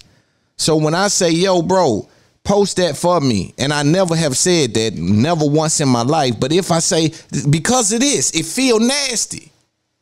It feel nasty in our culture to even say, bro, post this up for me, man. My show just came out, bro. I'm trying. It shouldn't feel that way, bro. If you got a relationship with a guy and he like, yo, come to his show or post this up for me, like, damn. Again, it's only in our culture that we try to act like we don't understand what a cosign is or what access to the audience is. You know what I mean? Like, yo, bro, I want to get on your show, chop it up with y'all. We'll have a great conversation. Like, dudes know that means that some of that audience will probably like me and come over to me, right? Or some of my audience will like y'all and come over to y'all. And y'all will be viewed as helping people on their way up. But it be a lot of this trickery in our culture where it's like, yo, I'm an up and coming creator with some money. I don't know who the best digital marketer is. But if you famous and you do this for a living, I'm sure he follows you. I'm sure you have access to him. Is there some way I can get his name, his number? I want to put my show in the best possible position to win. Like, I have whatever amount they're asking for, but I don't know where to spend it. And it's a black hole in this business where you can just dump money in and nothing happens because you're spending your money with the wrong people. Right? And you have enough information to know that. And then you in podcasting or whatever, you're selling shirts or you need a vendor. And maybe this dude is like, some of that be by access to the customers. You pay with your eyeballs. I got these things trademarked. You pay with your eyeballs nowadays. These guys know that. That's why the company is worth so much. That's why my part is worth what it's worth. You pay with your eyeballs. Just hold on. Come watch it. No matter why you there, there's something happening. I'm getting something from that. I mean, cosign is important to our culture, right? They really don't think it's cool until one of the people ahead of you say it's cool. You can get it. You can get that cool factor by yourself. You just take digging. But the people ahead of you can make that much easier just by saying, yo, that's cool, y'all. Hey, yo, that's cool. And you can change that dude's life just on a that's cool. The white people don't say that. Rogan, none of them. And I keep saying it again, shout out to them. They just invited me out on a comedy tour. I'm going to meet so many people in their little niche market that's probably going to help my part. You understand? So these things are important for the up and coming creator. And I want to speak to y'all about that. Hey, let me talk about this, man, because we live in a country, again, I keep telling people there's a pecking order on the finances in this country. Not only in rap, hip hop, podcasting, in sports, it's a pecking order in the paper in this country. I don't give a f where you go. So what happens is, and I want to talk about this because I think it's a teachable moment. I think that it is a glimpse into what the poor people had to deal with, the people that's building these businesses, right? Because don't get it confused. The cooks, the people that's keeping those stores open, that's opening, that's closing, the people that's cleaning those places, that's just keeping that place up to par, those people keep their business going, right? In 27 years, this Burger King employee had worked for this company and never missed a day. I would like for my audience and anyone within the sound of my voice to watch this video as to what this company provided this young man with at the time of his anniversary after never missing a day for 27 years. This is very nice. From Starbucks, thank you guys. And it's like a lanyard. 2 pins and a couple of key chains and 2 lifesavers.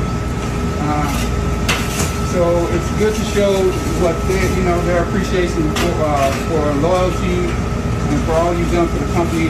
This is my reward for work for 27 years. Thank you guys. A movie ticket. So as you seen, he got a movie ticket, 2 pens, 2 lifesavers, a cup, and the guy was a very humble soul. It's almost embarrassing.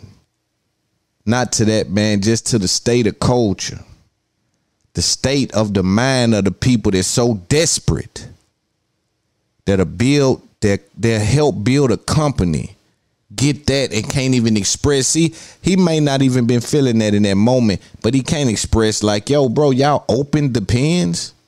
Y'all opened the pack of Lifesavers. Like, y'all couldn't at least give me a 5-pack of pens, 5-pack of life. Y'all opened it and threw 2 singles in there.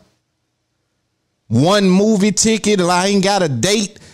What y'all doing? Like, yo, bro, 27 years, never missing a day, and this is how they'll treat you. These companies don't care, bro. I talk about it all the time that a lot of times you sign a deal or you get a welcome packet. Oh, welcome, and it's just generic, very generic email, a very generic box of things. Just welcome to that's just to cover traces. Them folks ain't never even trying to meet you. Them folk don't want to be around you. This world is in a bad place, man. But as soon as you become valuable, like now, I bet you they calling me in because now his voice can be heard. Now he can be loud about, man, you know, I did 27 years and they gave me this. And I didn't really feel like that was right. I never meant right. And so now pull him close because, boy, he got a voice now. You know, and they expect you not to see that or not to have feelings about that or feel a way about that. And at the same time, there was a guy working at McDonald's. In the video, they scrubbed it from online. I don't know why, but the guy was working at McDonald's. There was someone in the drive-thru. And the person in the drive-thru had heard someone telling this guy that his house was on fire and he needed to hurry home. The fire department is at his house as we speak, hosing the house down. And his manager told him he cannot leave. He need to get on fries. And so the girl started recording like, yo, you need to let this dude go. These people don't give a fuck about nobody. They looking at numbers and the bottom line. And it's like that all across the board. You got to be valuable when you valuable, man. But if you want to see a change in this world, you really got to be that change, man. Because the way that society is set up, it is no benefit to trying to change it. There's no benefit to helping another creator up. Right? They don't see any benefit in that. They don't see the benefit in giving someone that worked 27 years more than just 1 movie ticket, 2 pens, 2 Lifesavers. Like, what we doing? When you see this kind of shit, man, it make you feel like all the good people just be getting last place. Why sometimes it make you feel like, man, you might gotta cheat a little bit or you might gotta get a little dirty to get ahead. You know, they say no billionaire is birthed or created. Like the billionaires got to scratch and claw to get that money.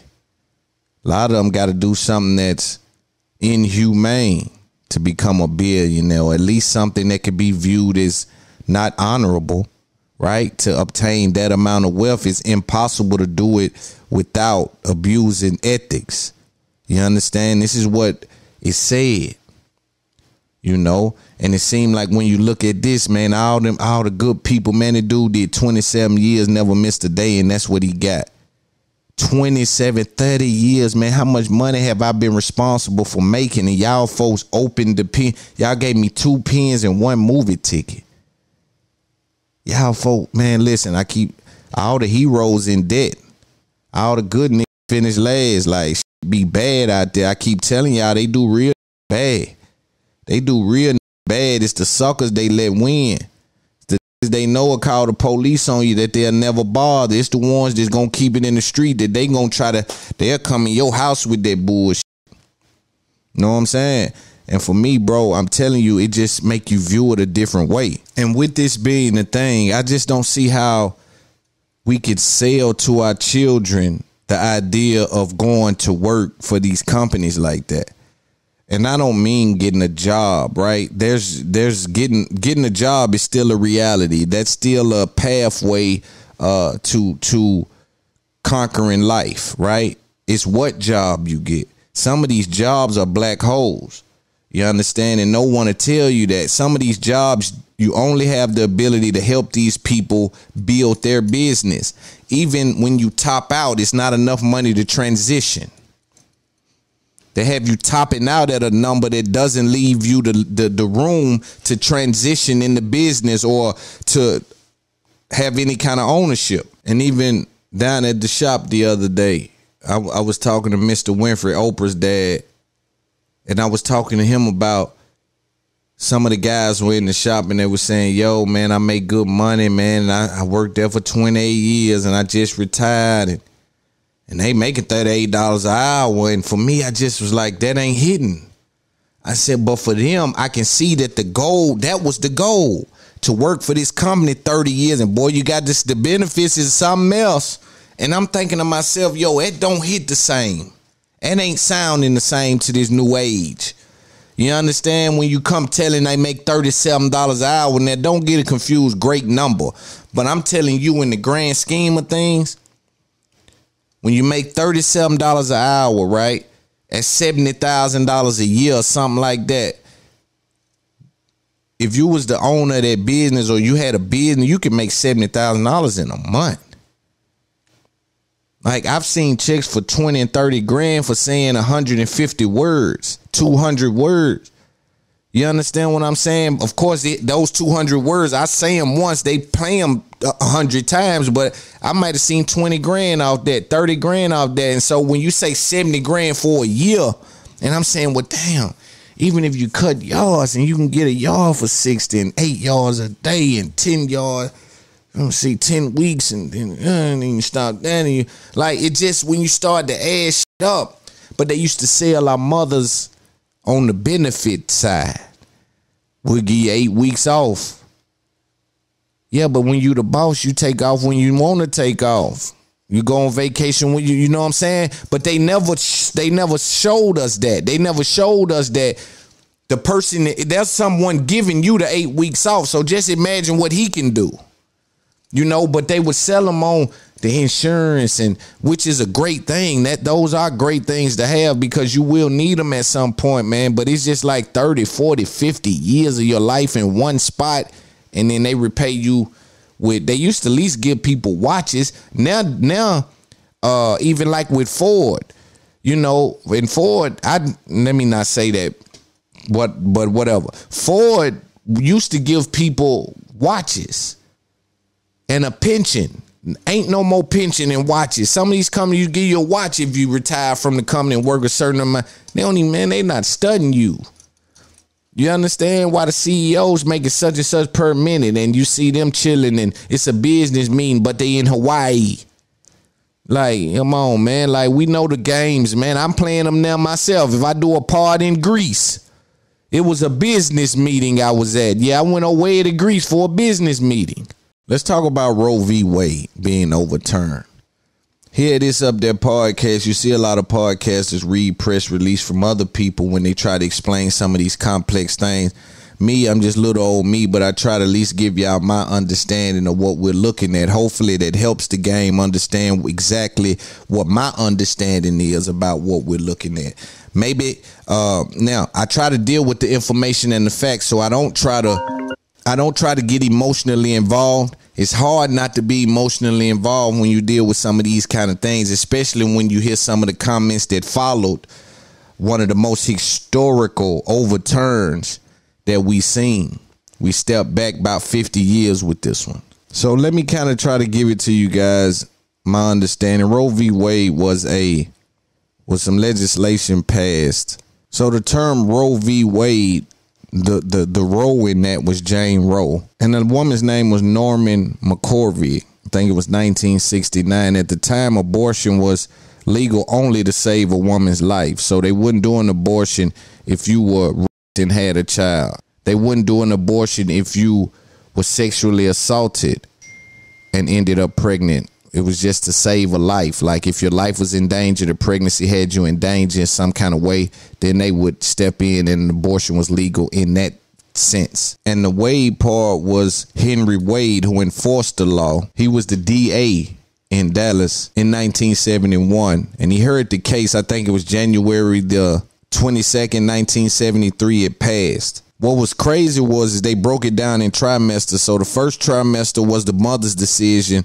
And I think the second and the third, you had government influence, like they can step in and they had decision on it. This is crazy because it violates the rights to privacy, a woman's right to privacy, number one. Then number two, I don't see how you can force someone to keep a child when they may be in a financial situation where they can't even bear the necessities.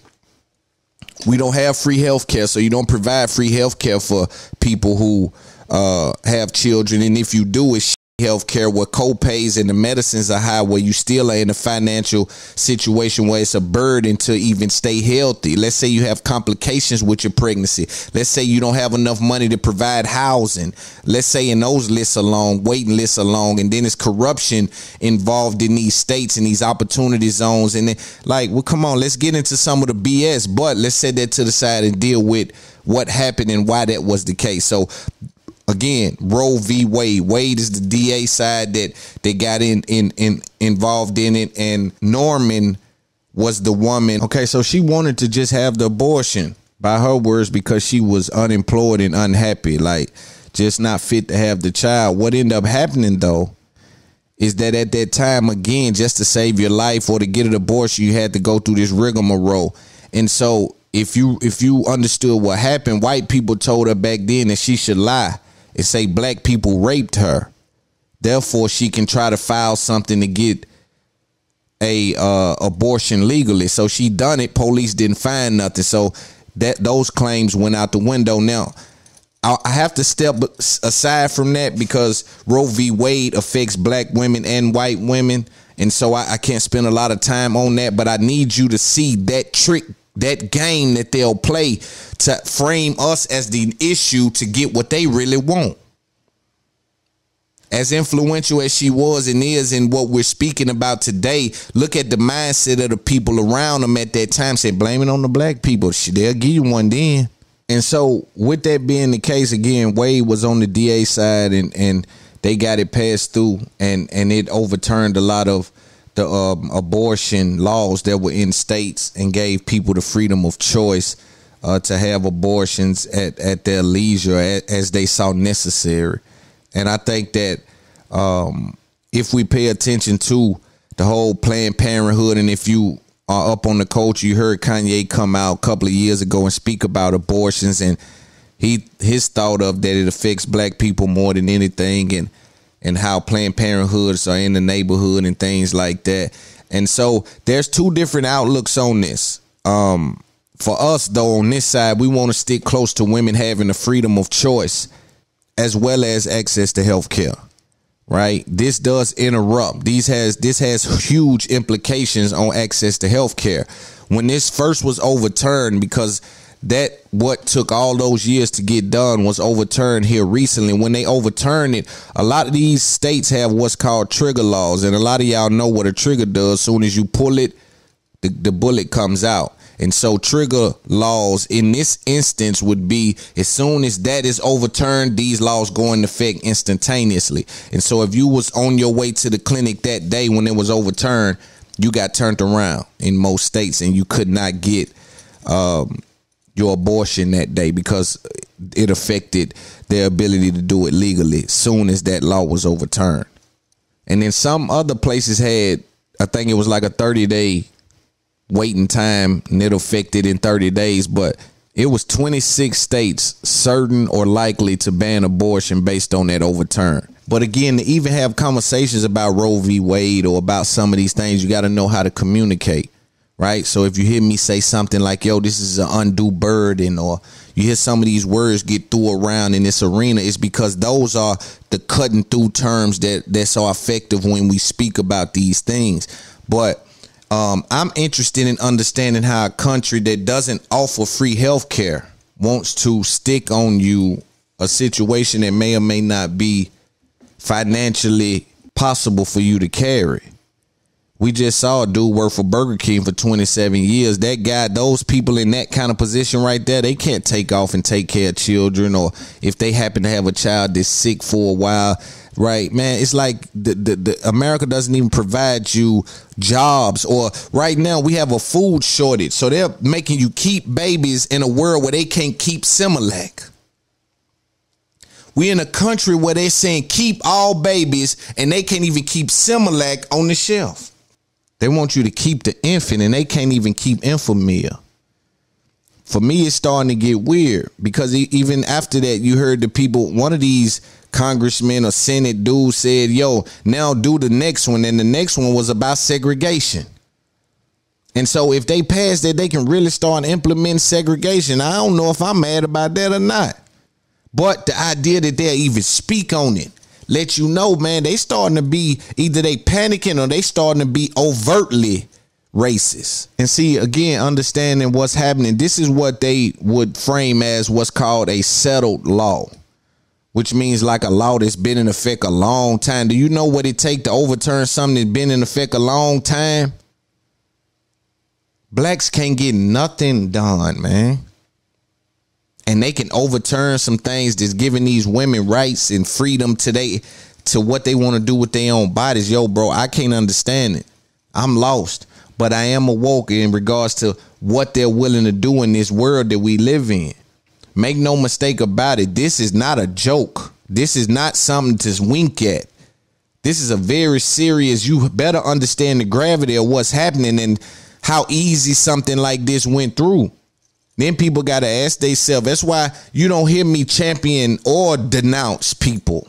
You hear me deal with information, whether that's the president, whether that's people I love and respect. I deal with the information, right? So a lot of people love Trump because of the checks and the access to the finances. And then now some people got to look at it and say, damn, was them 2 little checks worth it? I ain't talking about the ones that went PPP crazy. I'm talking about just they got the 2 little stimulus. They even started to swing over and act like they wanted to. So for me, you just sit back and look at the landscape and be like, yo, this is starting to get weird. People better pay attention to the laws that's being passed, to the games that's being played, because this is not some kind of joke or something that you should look over. And so the other thing about overturning Roe v. Wade, I think either they don't understand this or they understand it and they don't care. You don't get rid of anything. I need people to hear me and pay attention to what I'm saying, because, again, I'm from a place where they didn't provide a structure, but they provided something that they called illegal. So when you say there's no abortions, now you create a black market.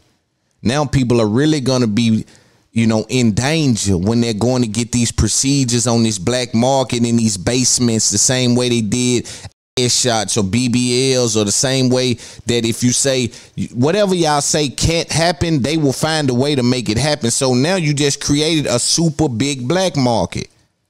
Now you got a black hole where now you got women gonna be in these dark alleys, these little bitty hotels and spots like that, doing these homemade type of things. Because one thing that doesn't leave is the information that's out there on abortion.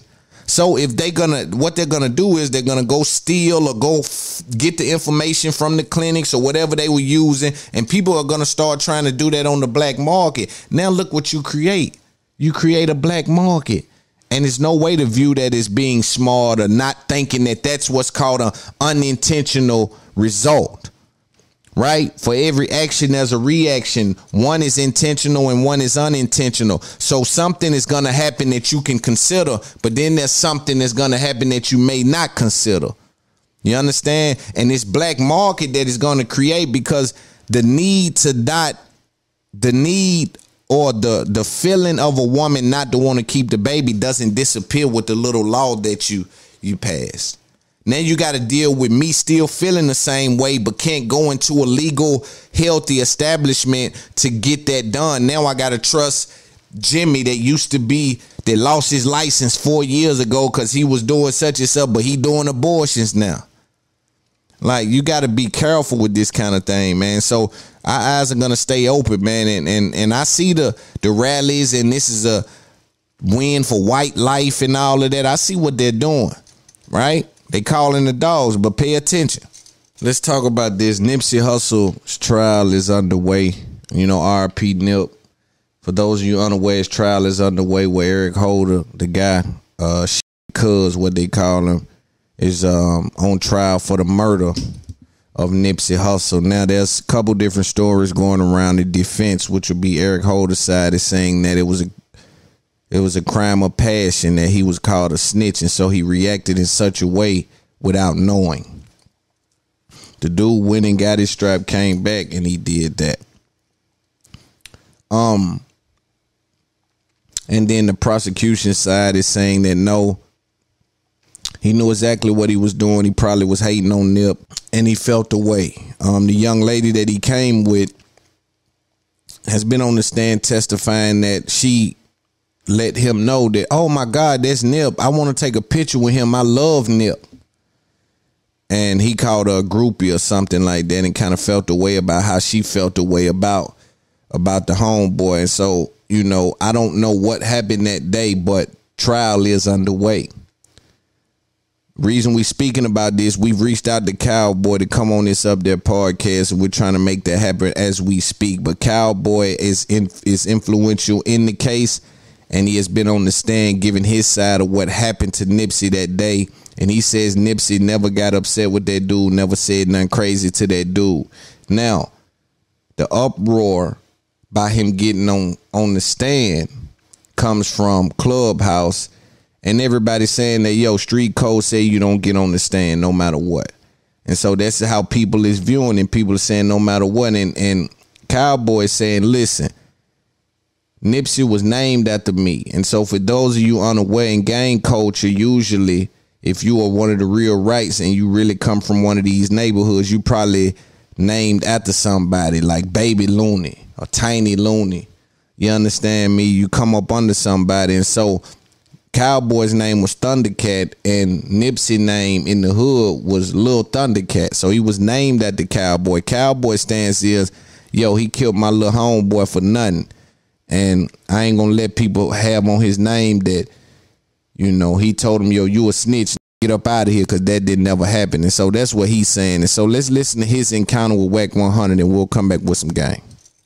I knew what I was going to do. Then, bro. I knew what I was going to do. So off the top. So we're going to squash that off the top. Yeah, and look, if that's what you doing, stand on it. But don't get mad because you got from here to New York and everything in between gonna say, that ain't what we do. That's the law of the land. Hey, that's cool, but all the niggas, but listen, all the niggas talking about that ain't what we do. Them niggas hustlers, them niggas gangsters, them niggas. Don't matter, Cowboy. Hustlers, gangsters, Dabus, Pirus, GDs, sex, money, murder. Don't matter, bro. Zoe, that's the law of the land. That's one thing we all got in common. Yeah, but you know we ain't supposed to do that, King. No information they don't got, you said. Yeah, I ain't giving no information other than the nature of the conversation. That's the only thing. Information you giving is helping convict another nigga, bro. Hey, he convicted himself when he shot a broad daylight. Come on. He shot a broad daylight on videotape, nigga. Yo, he shot a nigga in daylight. He shot a nigga in broad daylight on Cowboy, me and you both know. Look, Lino, I didn't want to say it, but I'm going to say it. Because, see, Cowboy, you ain't no dumb nigga. And one thing about it, we didn't watch each other. You know I ain't no dumb. What's going on is this, right? What you're saying, right, is taken away from his defense because you know he got a mental claim, or that's why he turned himself in the way he turned himself in. You doing that to diminish his defense of, hey, I was triggered. It ain't got nothing to do with his defense. I'm not caring about Cuz. I just really want to keep bro name clear. Bro never called him a snitch. Once the world figured that out, I'm done. I ain't got to say nothing. Yeah, but listen. How was that? Look, that ain't no smut on his name if he did call him one. No, because it was the wrong shit. Ain't no paperwork on dude. Cowboy, if you gonna clean it up, clean it up. Was there any paperwork surface on dude? Keep it real.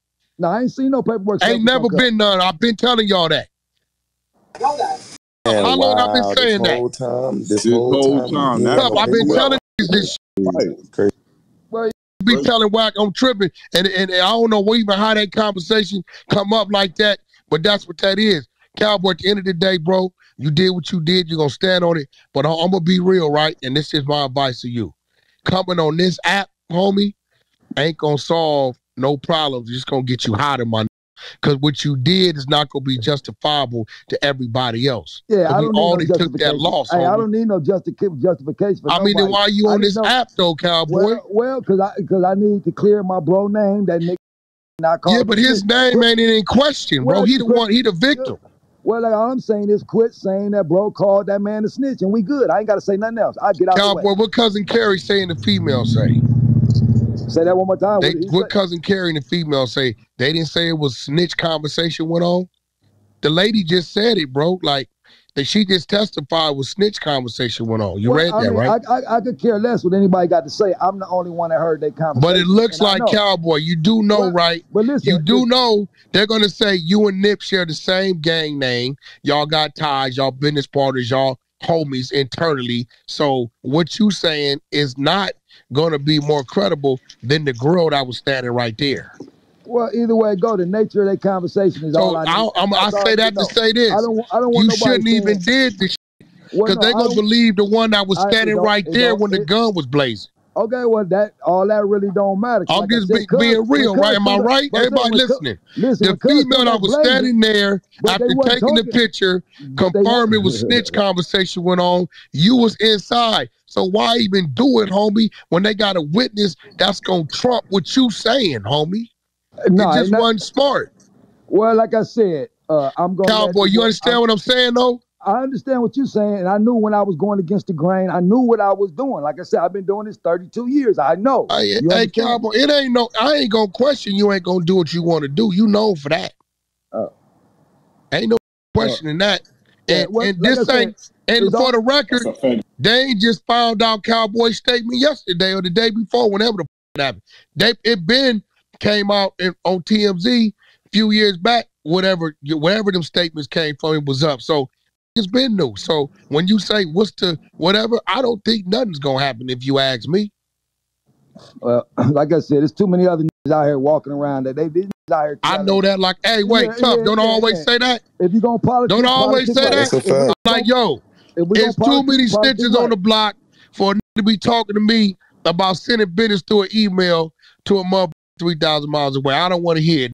Nigga right here driving Rolls Royces on the block, low ride, and all that kind of shit, bro. On hood day, shaking your hand, all that shit. Yeah. All that. So I don't give a fuck about all this so selective politicking shit they do. Now, me personally, I'm not doing that. I done been in this situation. I done had to fight bodies that wasn't mine. They didn't let go who really what it was. I had to sit there and fight it is what it was. The shoe was on the other foot, Cowboy. You wouldn't have went in there and took the stand and said, yeah. Man, had it been, bro. Had it been another gang or something like that, ain't no way in the world I could have took the stand. My thing well, is, it's the same. My thing is, we homies. Cowboy, the biggest killer is 6-0 is 6-0. Am I not right? Well, yeah, you absolutely, man. The last 13, 14 homies, you absolutely right. Every real homie we lost was to a homie. We ain't lost none to no homie. Okay, but Cowboy, did you give statements on any of them? Never. Okay, so the same rule apply. Yo, what if it was you? What if it was you that's in jail and somebody come there and say that about you? If it was me and I blatantly killed for no reason, I don't know. You tell me. It was no justification. I don't think. Look, I'm gonna say this, bro. Listen, bro. It was no justification for what Cuz did. That wasn't justified. Hey, Cowboy, I'm gonna say this. You understand? I don't think it's right that Nipsey got killed, but they had their discourse, bro. They didn't. They didn't, bro. Like I said, I'm sitting there. They didn't, bro.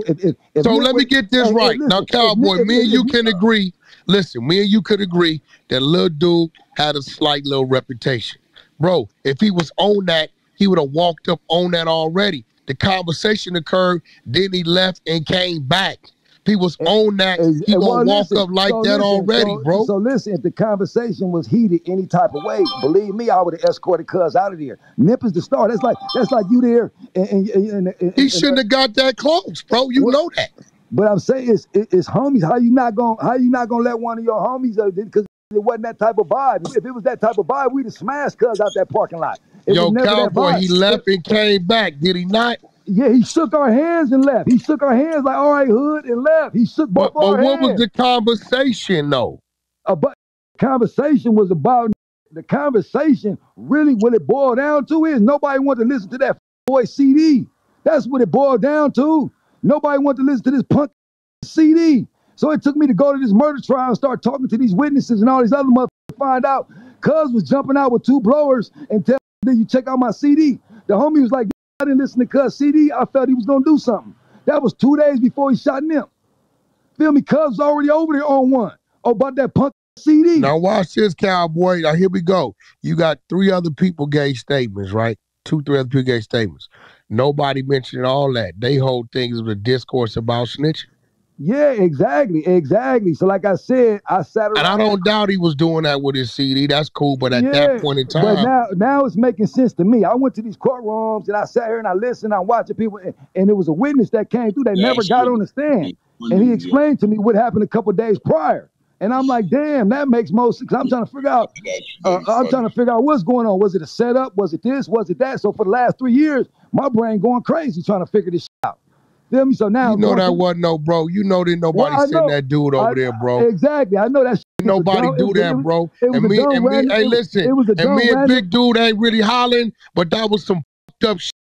He was even putting that on dude. He don't even fuck with the shit he do, bro. You know that, not that one. Yeah. It was never no Draws question don't even about. fuck with It wasn't dude, no bro. question about Big U. Nigga. Never no question. Nah, but he was pumping that. You know, his brother was pumping that. That wasn't cool, homie.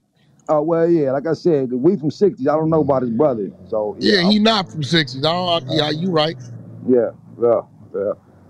Well, like I said, it's all good. Like I said, I just wanted one thing to be said. All this trial, I went against the grain. I went against the code. I did all that. I admit to all of that.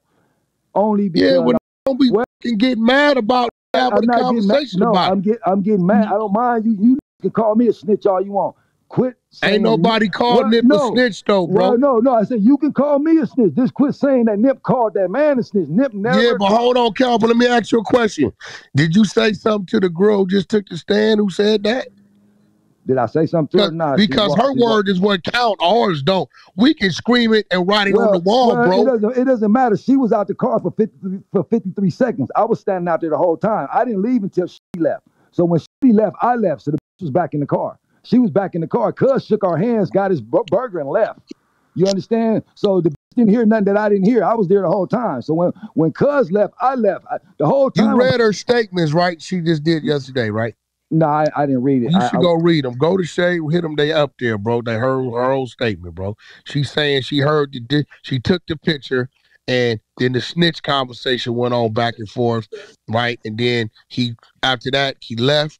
And then she stayed in the car because her whole thing is she had no idea that she was, transporting the mother murderer. And he did what he went and grabbed what he got, went back, did what he did, and came back and told her to pull off. Like I said, I'm not faulting her. Just did something stupid, bro. And that happens in the hood all the time. It was homies do that shit all the damn time. That's the normal. So what you think did it happen that made him get that angry to leave, come back, and shoot him? That's what I keep. That's what I'm keep. Shoot him, bro. Like I said, because this sounds crazy about the CD. Let me just say this one thing. Well, hold on, Cowboy. Let me say this one thing. He shot him, bro. Then kicked him after. That was anger. Exactly. That was personal. You got to realize, I'm standing out there with Nip. It was no animosity. If it's any type of word, I would have escorted him out. That's like a headliner. That's just like you got your main artist right there. If a tourist comes saying something stupid, you gonna escort him out the way. It never got heated. But can you say Nipsey was a laid back? I don't think if Nipsey just told him he was a snitch, he'd just be like, "Hey, get up out of here, snitch." Exactly. If Nip had any word. Me and Nip, we active. We get weird. So what you think actually? So what are you saying actually happened that made him do that? So you don't think he passively told him he was a snitch?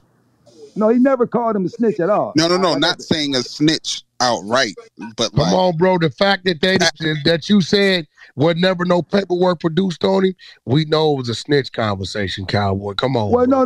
No. Nip was like, Nip ain't seen Cuz in a long time, so Nip was like, "Hey, bro, hey, where you been?" We ain't seen. He's like, "Oh man, I did it." He was coming with this little story. I've been did it. And Nip was like, "Well, they got that paperwork floating around. I ain't read it, but you need to go take care of it." And he did it cool, like homie to homie. I ain't seen you in a while. You need to take care of that shit. He didn't say, "Oh, you a snitch. You told." You feel me? He didn't do none of that. That's probably when the discourse started. Now, and I want, hold on. Just for the record, I want people to just see the reason why I'm examining this is for the youngsters. I need you guys to see how they can bend these things.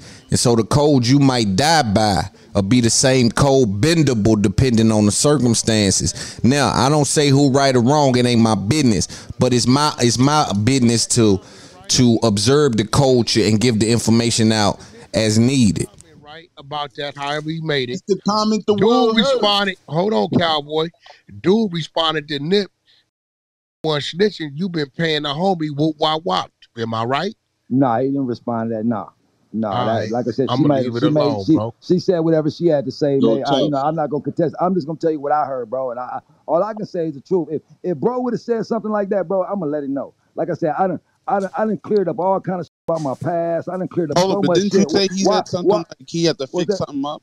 Isn't that like insinuating he snitched? Paperwork, exactly. Well, it ain't about fixing it up. It's about, look, bro, that this paperwork around, you know, it ain't really cool. You need to go. That's ahead, snitch conversation, though. Well, did he not tell him he couldn't go in the store? Hey, yo, Cowboy. Did he not tell him he couldn't go in the store? No, he didn't tell him that.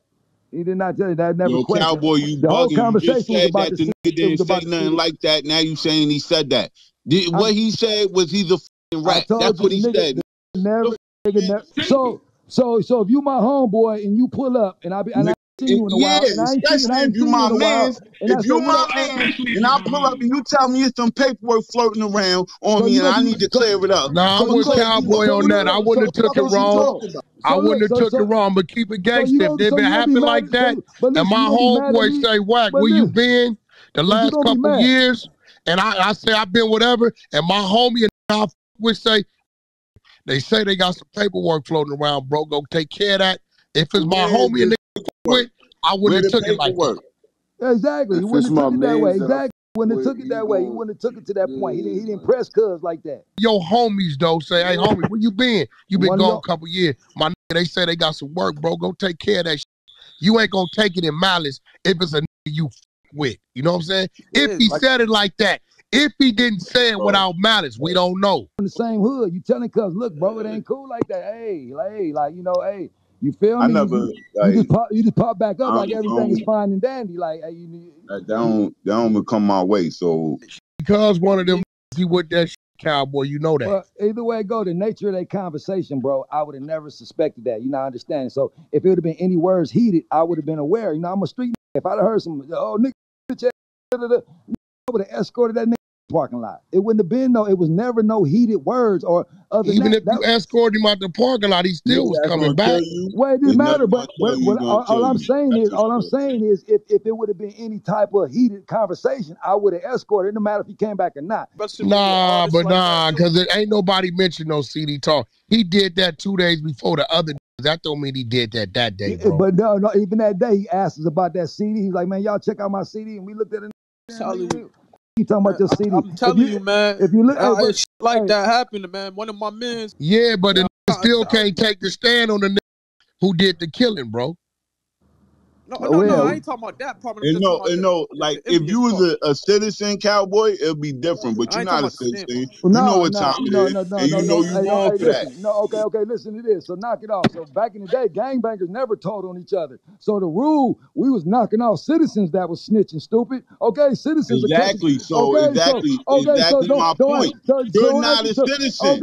Okay. What I'm saying is, so don't act like, oh, a citizen can snitch, but I can't. I give you the right to wear your hat and your suit and go tell that. Hold on, one mic. You raise your right hand. All I'm saying is, I'm gonna get on the stand. I think y'all mean civilian. I'm going to get on the stand and I'm going to let the world know that my bro never called him a snitch. Did he do that just out of fear? What was his? Well, I mean, like I said, he a G. He couldn't say it was nothing for him to say. He did what he had to do. He wasn't nothing for the to say. Like I said, he stuck to the code. That was his decision. He stuck to that code. You know, he wasn't going to. That ain't the code, though, Cowboy. What I'm saying, Cuz didn't say nothing. Cuz didn't say no statements. Cousin Kerry didn't give him no statements. Cousin Kerry said, I ain't seen. Cousin Kerry said, I ain't seen that. Well, like I said, when Cousin Kerry and all this is on the stand, they make me sit out. I ain't been in the courtroom listening to all their full statements. So, he gave, 3 years ago when they did that first briefing, he gave some they shit all on TMZ. Oh yes, I ain't really sure about all that. Like I said, I ain't no big social media fan. So yeah, because remember, I believe they might have took him into custody for a minute. Yeah, he was on that life of parole, whatever that worked. And you saying that you rather see him do life in jail than get out and deal with the consequence? Nah, I ain't saying that. Now I would love for the nigga to come out and just get whooped on and beat up and chipped or whatever. But at the same token, I know he in there suffering right now, eating that jelly sandwich. I've been up in here, so he in there suffering right now. We all been there. He on 23 and 1. His phone calls is in the cage and all that. Hey, but you know what? I went on the stand. I got a chance to look Cuz in his eye, and Cuz kept breaking his eye. I stare Cuz down. You know, I felt better to look this dumb nigga's eye. You know what I mean? They played my Instagram. They played my Instagram in the courtroom. He had a chance to look at me cussing it out. I feel better though. I don't give a. I feel better. They played the Instagram. You was schooling the youngsters. Nah, they played one when I was talking about cuz I was on a lunch break and I was down there talking. So they decided. Again, man, so you hear that. You know, for me, you know, RP Nip, the game is the game. You know, the rules are the rules. If you subscribe to that bullshit, then you got to fall victim to that bullshit. You know what I'm saying? Unfortunately, for some of us, we grow up in an era or in a neighborhood where those rules apply to us. But as we go further into this new century and new era, man, people are starting to adjust and edit these rules. And I stand on the side of editing a lot of the street rules in regards to the ones that have crashing out, jeopardizing their bag, you know, having their mother crying or their woman crying or their children without a father. Those things, I say we got to edit those. You know what I'm saying? I think honor is something that you got to recognize. You know, you got to know you got it. You know what I'm saying? But again, I know what it's like to be in a situation where you the only with honor. Now, is that honor or is that stupid? If you the only that won't tell out of your crew if shit hit the fan, are you a real nigga or are you a stupid? Because now as I get older, I start to view you as the dumb nigga, as the fall guy, as falling into the trick bag in the dog hole. Because if everybody in right here or do anything not to go where you willing to go, are you a real nigga or are you stupid? Because the shit that you abiding by, if you the only one abiding by that, are you real or are you stupid? I don't know. The shit get weird. The shit get slippery, but you got to figure that out. For me, I don't abide by none of that shit. You know, I'm a grown man and I operate like one. Now, I do know one thing. I ain't playing with nothing. No games about nothing. You understand? But at the end of the day, all that old, you know, I got to look cool, or if I don't show up to the homeboy neighborhood, then they going to say, man, I am who I am without saying I am. You know what I'm saying? The verifiable, man. You know what I'm saying? I don't feel like I got nothing else to prove, so you won't catch me trying to prove no point. Everything me moving forward is about the bag. Ain't no more going in the trick bag and risking it all. Ain't no more having ride my coattail with the fake brush. I know better. I know live off my legacy. I know niggas tell my people what they supposed to do after I done abided and lived up to the rules that these put in place. And I know you give a blind man eyes, he gonna ask you for eyebrows. You know what's going on. You give a starving nigga a boiled egg, he gonna ask you to peel it for him. These is ridiculous, man. But I know a parasite can't live by itself. He got attached to the real, so I try to keep myself away from parasites. Real know the difference between respect, love, loyalty, and support, and cap. The idea that niggas think they can hit a real street with finesse in this little industry. Bro, if I come out the street for real, maybe you don't believe it and whatever. But bro, I come from where, man, come on, man, I can peep finesse. I've been running this game all my life. Say, I had to come up by myself. I ain't just saying that because it's cool to say. My partner and them went to the Fed when I was 17. I ain't had no plug. I had to figure it out. I'm way on another side of town trying to figure it out. I had to do that by myself and come back up through the ranks by myself, by my lonely. And it made me develop a specific set of skills. And I keep telling dudes, man, I run circles around all that little finesse y'all thing. And, you know, I got to learn how to do business in this game in a way where I ain't just giving everything to the game and getting nothing from it. That's my biggest fear. That's my biggest fear, is giving everything to the game and getting nothing from it. You can't be one of them. I'll never be one of them. So along the way, I got to figure out what's going on. And I might come off as erratic and irrational because I feel like they tricking me. They ain't telling me something I ain't knowing. You understand? And I'm aware of that because it's too much money at stake. They won't trick me into believing I'm just sitting somewhere talking. I know better than that. I see the numbers like you. I see the impact. You understand? I respect the future. You'll never put me in the trick bag. And then on top of that, I respect business. right? So I'm doing business. I'm high level game. I'm popping. It ain't nobody in the culture popping. And I'm by myself with no outside influence. So just picture when I get alongside the great minds in the culture, what they look like. Young popping it by itself over. You know, and I don't got a clout chase. I don't got to steal talking points and regurgitate information because my work good. And good work sell itself. You understand? Good business sell itself and bad business advertise itself. And that's why niggas got more following and fans than me, because bad business and bad shit advertise itself, but good work sell itself. So what I'm doing is selling something, and what they doing is advertising something. It's just a little different. They can live in the same place. What I got to do is develop a specific set of skills to do both of them. But my people respect what I got going on. Like Nipsey said, proud to pay. You got to be one of them fucking with this high level. You can't be no little chump cherry picking the game, taking it over and act like you superior. Come on, man. But we don't get emotionally involved with this shit. We just keep hustling. You know, all you got to do is hustle. If you got that hustle, you're going to be all right. But know along the way now, pick that information up. Don't just be out here getting your views, playing it. Nah, pick that information up. Because this right here changes everything. This what changes you from a little podcaster to a mogul. You hear me say podcast, this been not a podcast. This been a show. Back when I talked to Earn Your Leisure. Yeah, we had a long talk about, nah, this ain't a podcast. This a show. What we doing is shows. Yeah, category is everything. Framing is everything. Sometimes the frame costs more than the picture.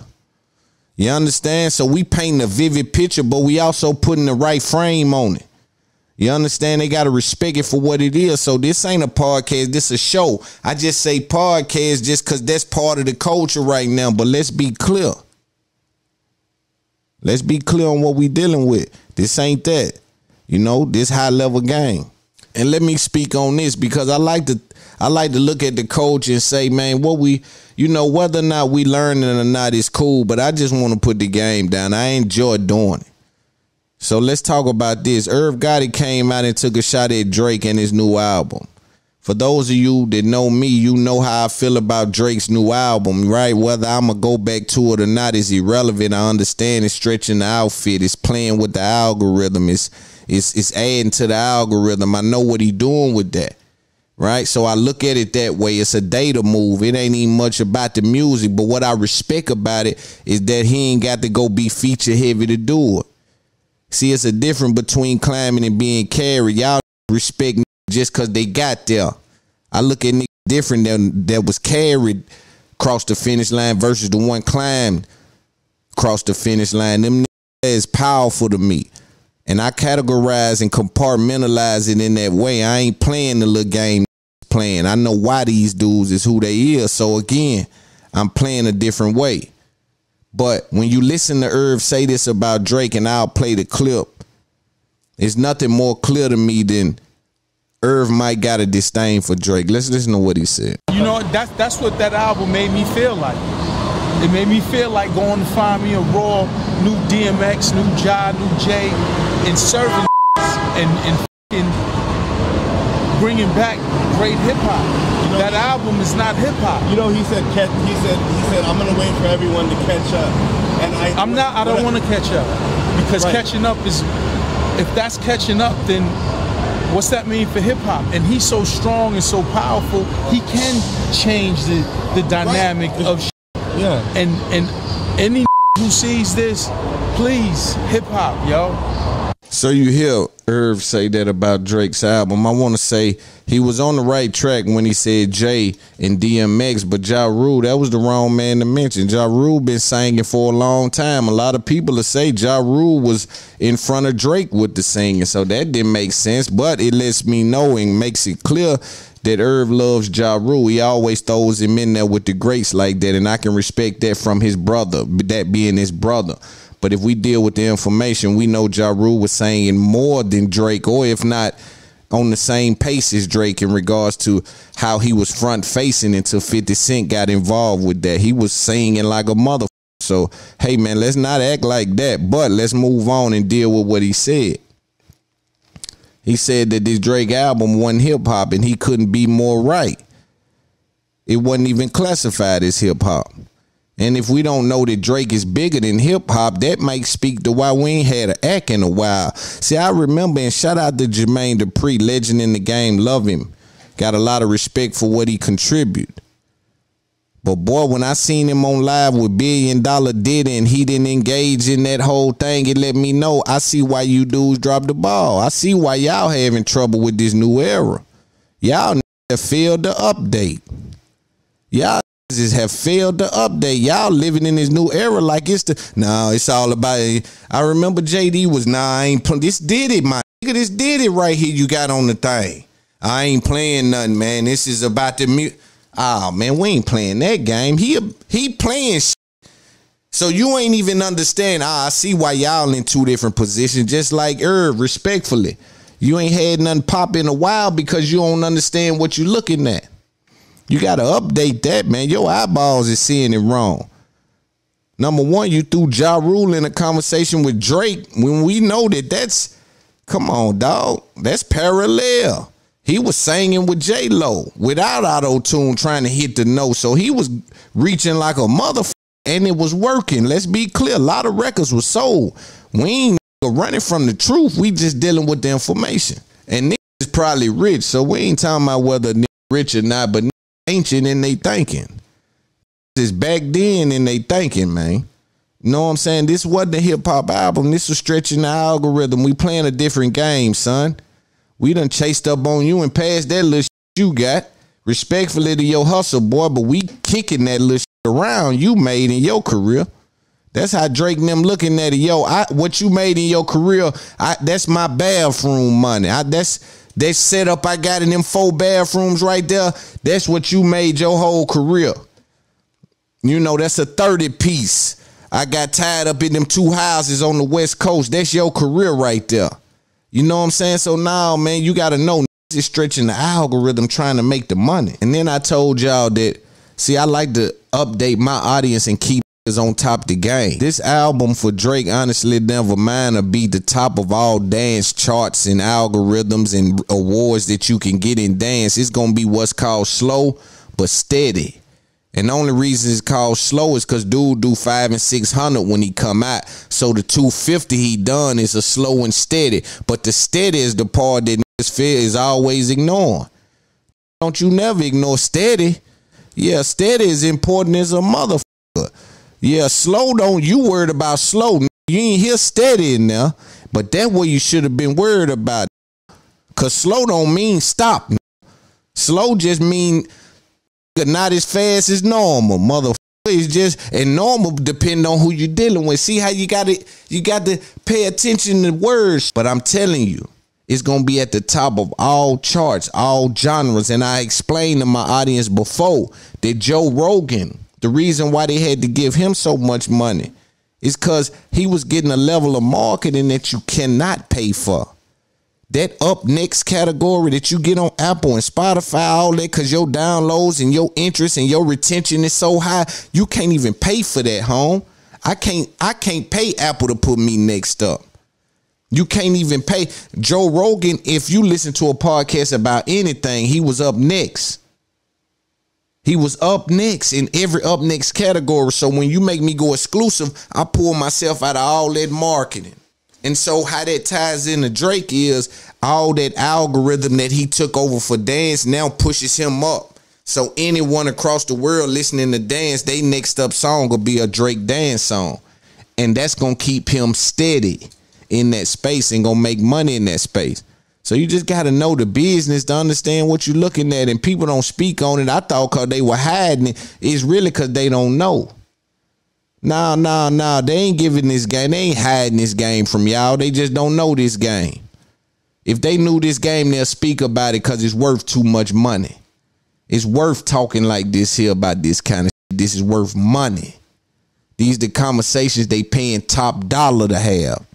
You understand? Only place you get them is here. And we'll talk about this topic and get out of here. I gave y'all a long podcast. Again, a lot of y'all cherry picking. I promise you this here.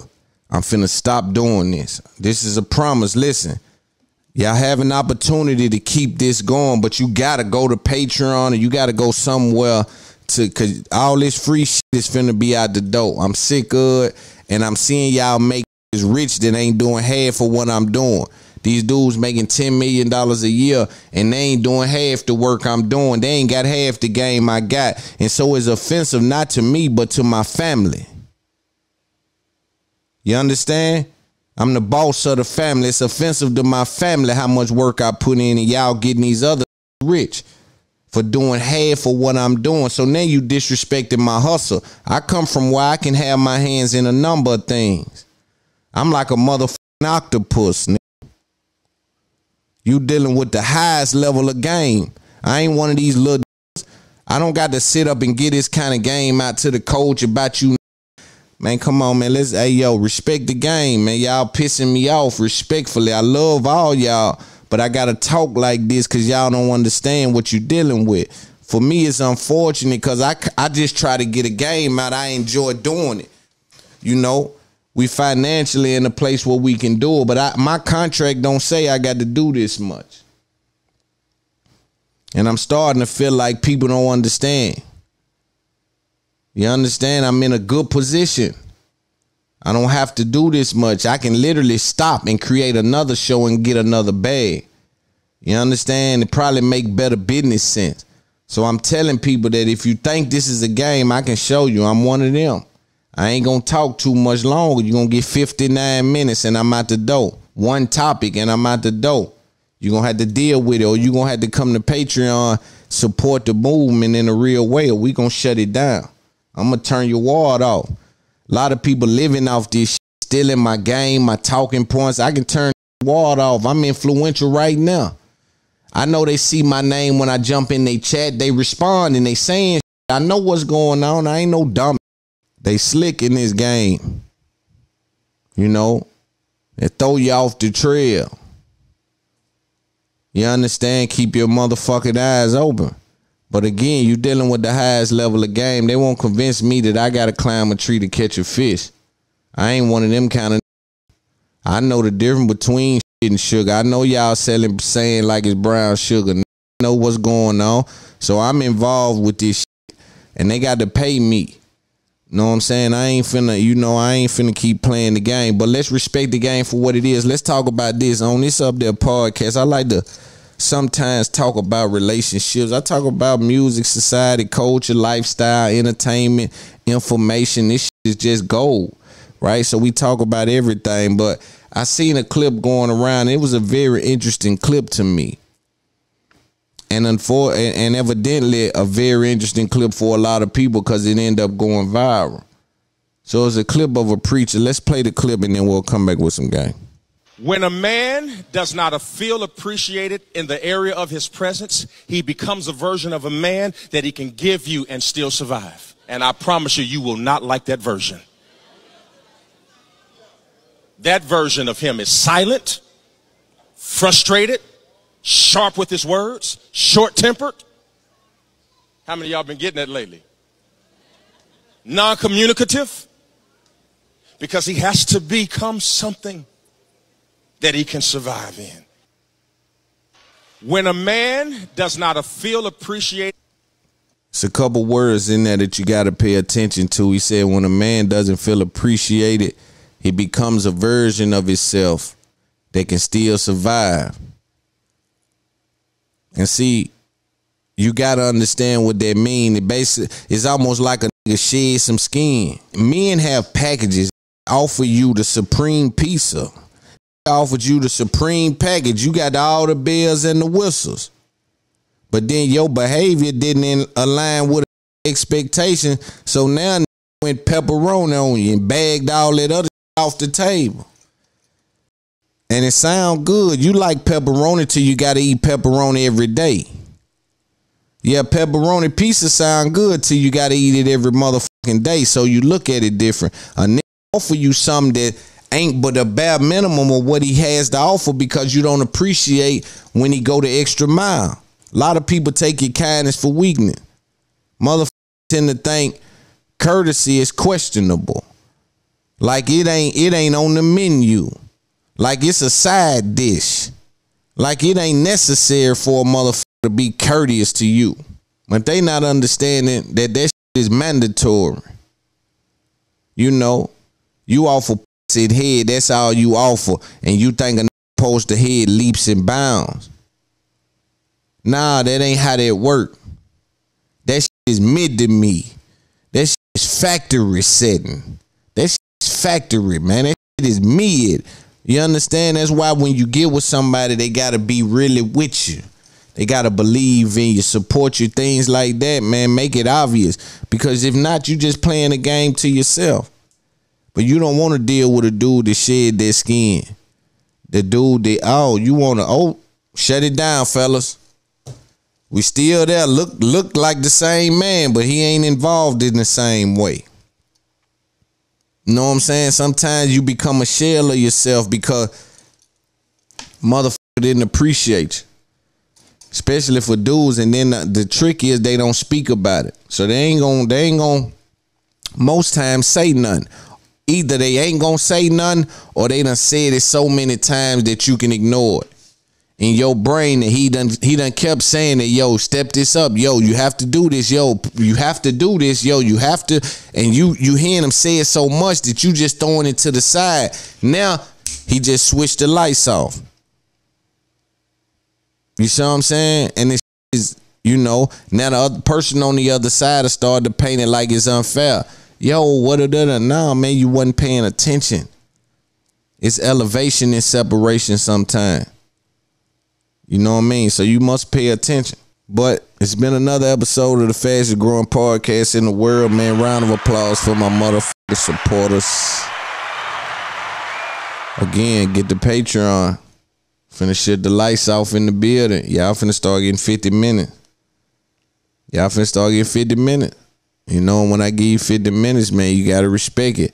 If you ain't somewhere supporting, you cherry picking the game, you know, you just coming to steal the game, or you just, y'all pay everybody but the everybody get paid but the but it's all good. I'm on my way with the white people anyway. You know what I'm saying? I'm finna with the white people now. If they come steal me and give me 100 million and I'm over there talking comedy and shit with them, y'all mind y'all motherfucking business. Yeah, if I'm over there with the white people talking comedy, I done turned to the comedy shit and talking about what's that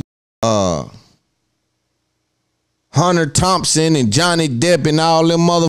If I'm over there talking that kind of shit, protect our parks and all that bullshit they on over there, y'all mind y'all motherfucking business. Cause they the folk made sure that we got paid.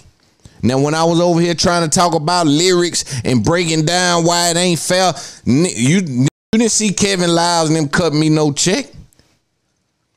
I was high level game breaking it down. You didn't see Kevin Lyles and them come give me nothing. That's how this culture work. I ain't mad at nobody because I didn't do it for that. I done it because the coaches need to understand that it's unfair.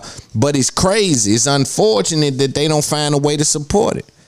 But it's up there podcast. We'll figure it out. Trust that. Believe that. You dealing with a pioneer, trailblazer, real one. It's up there podcast for sure.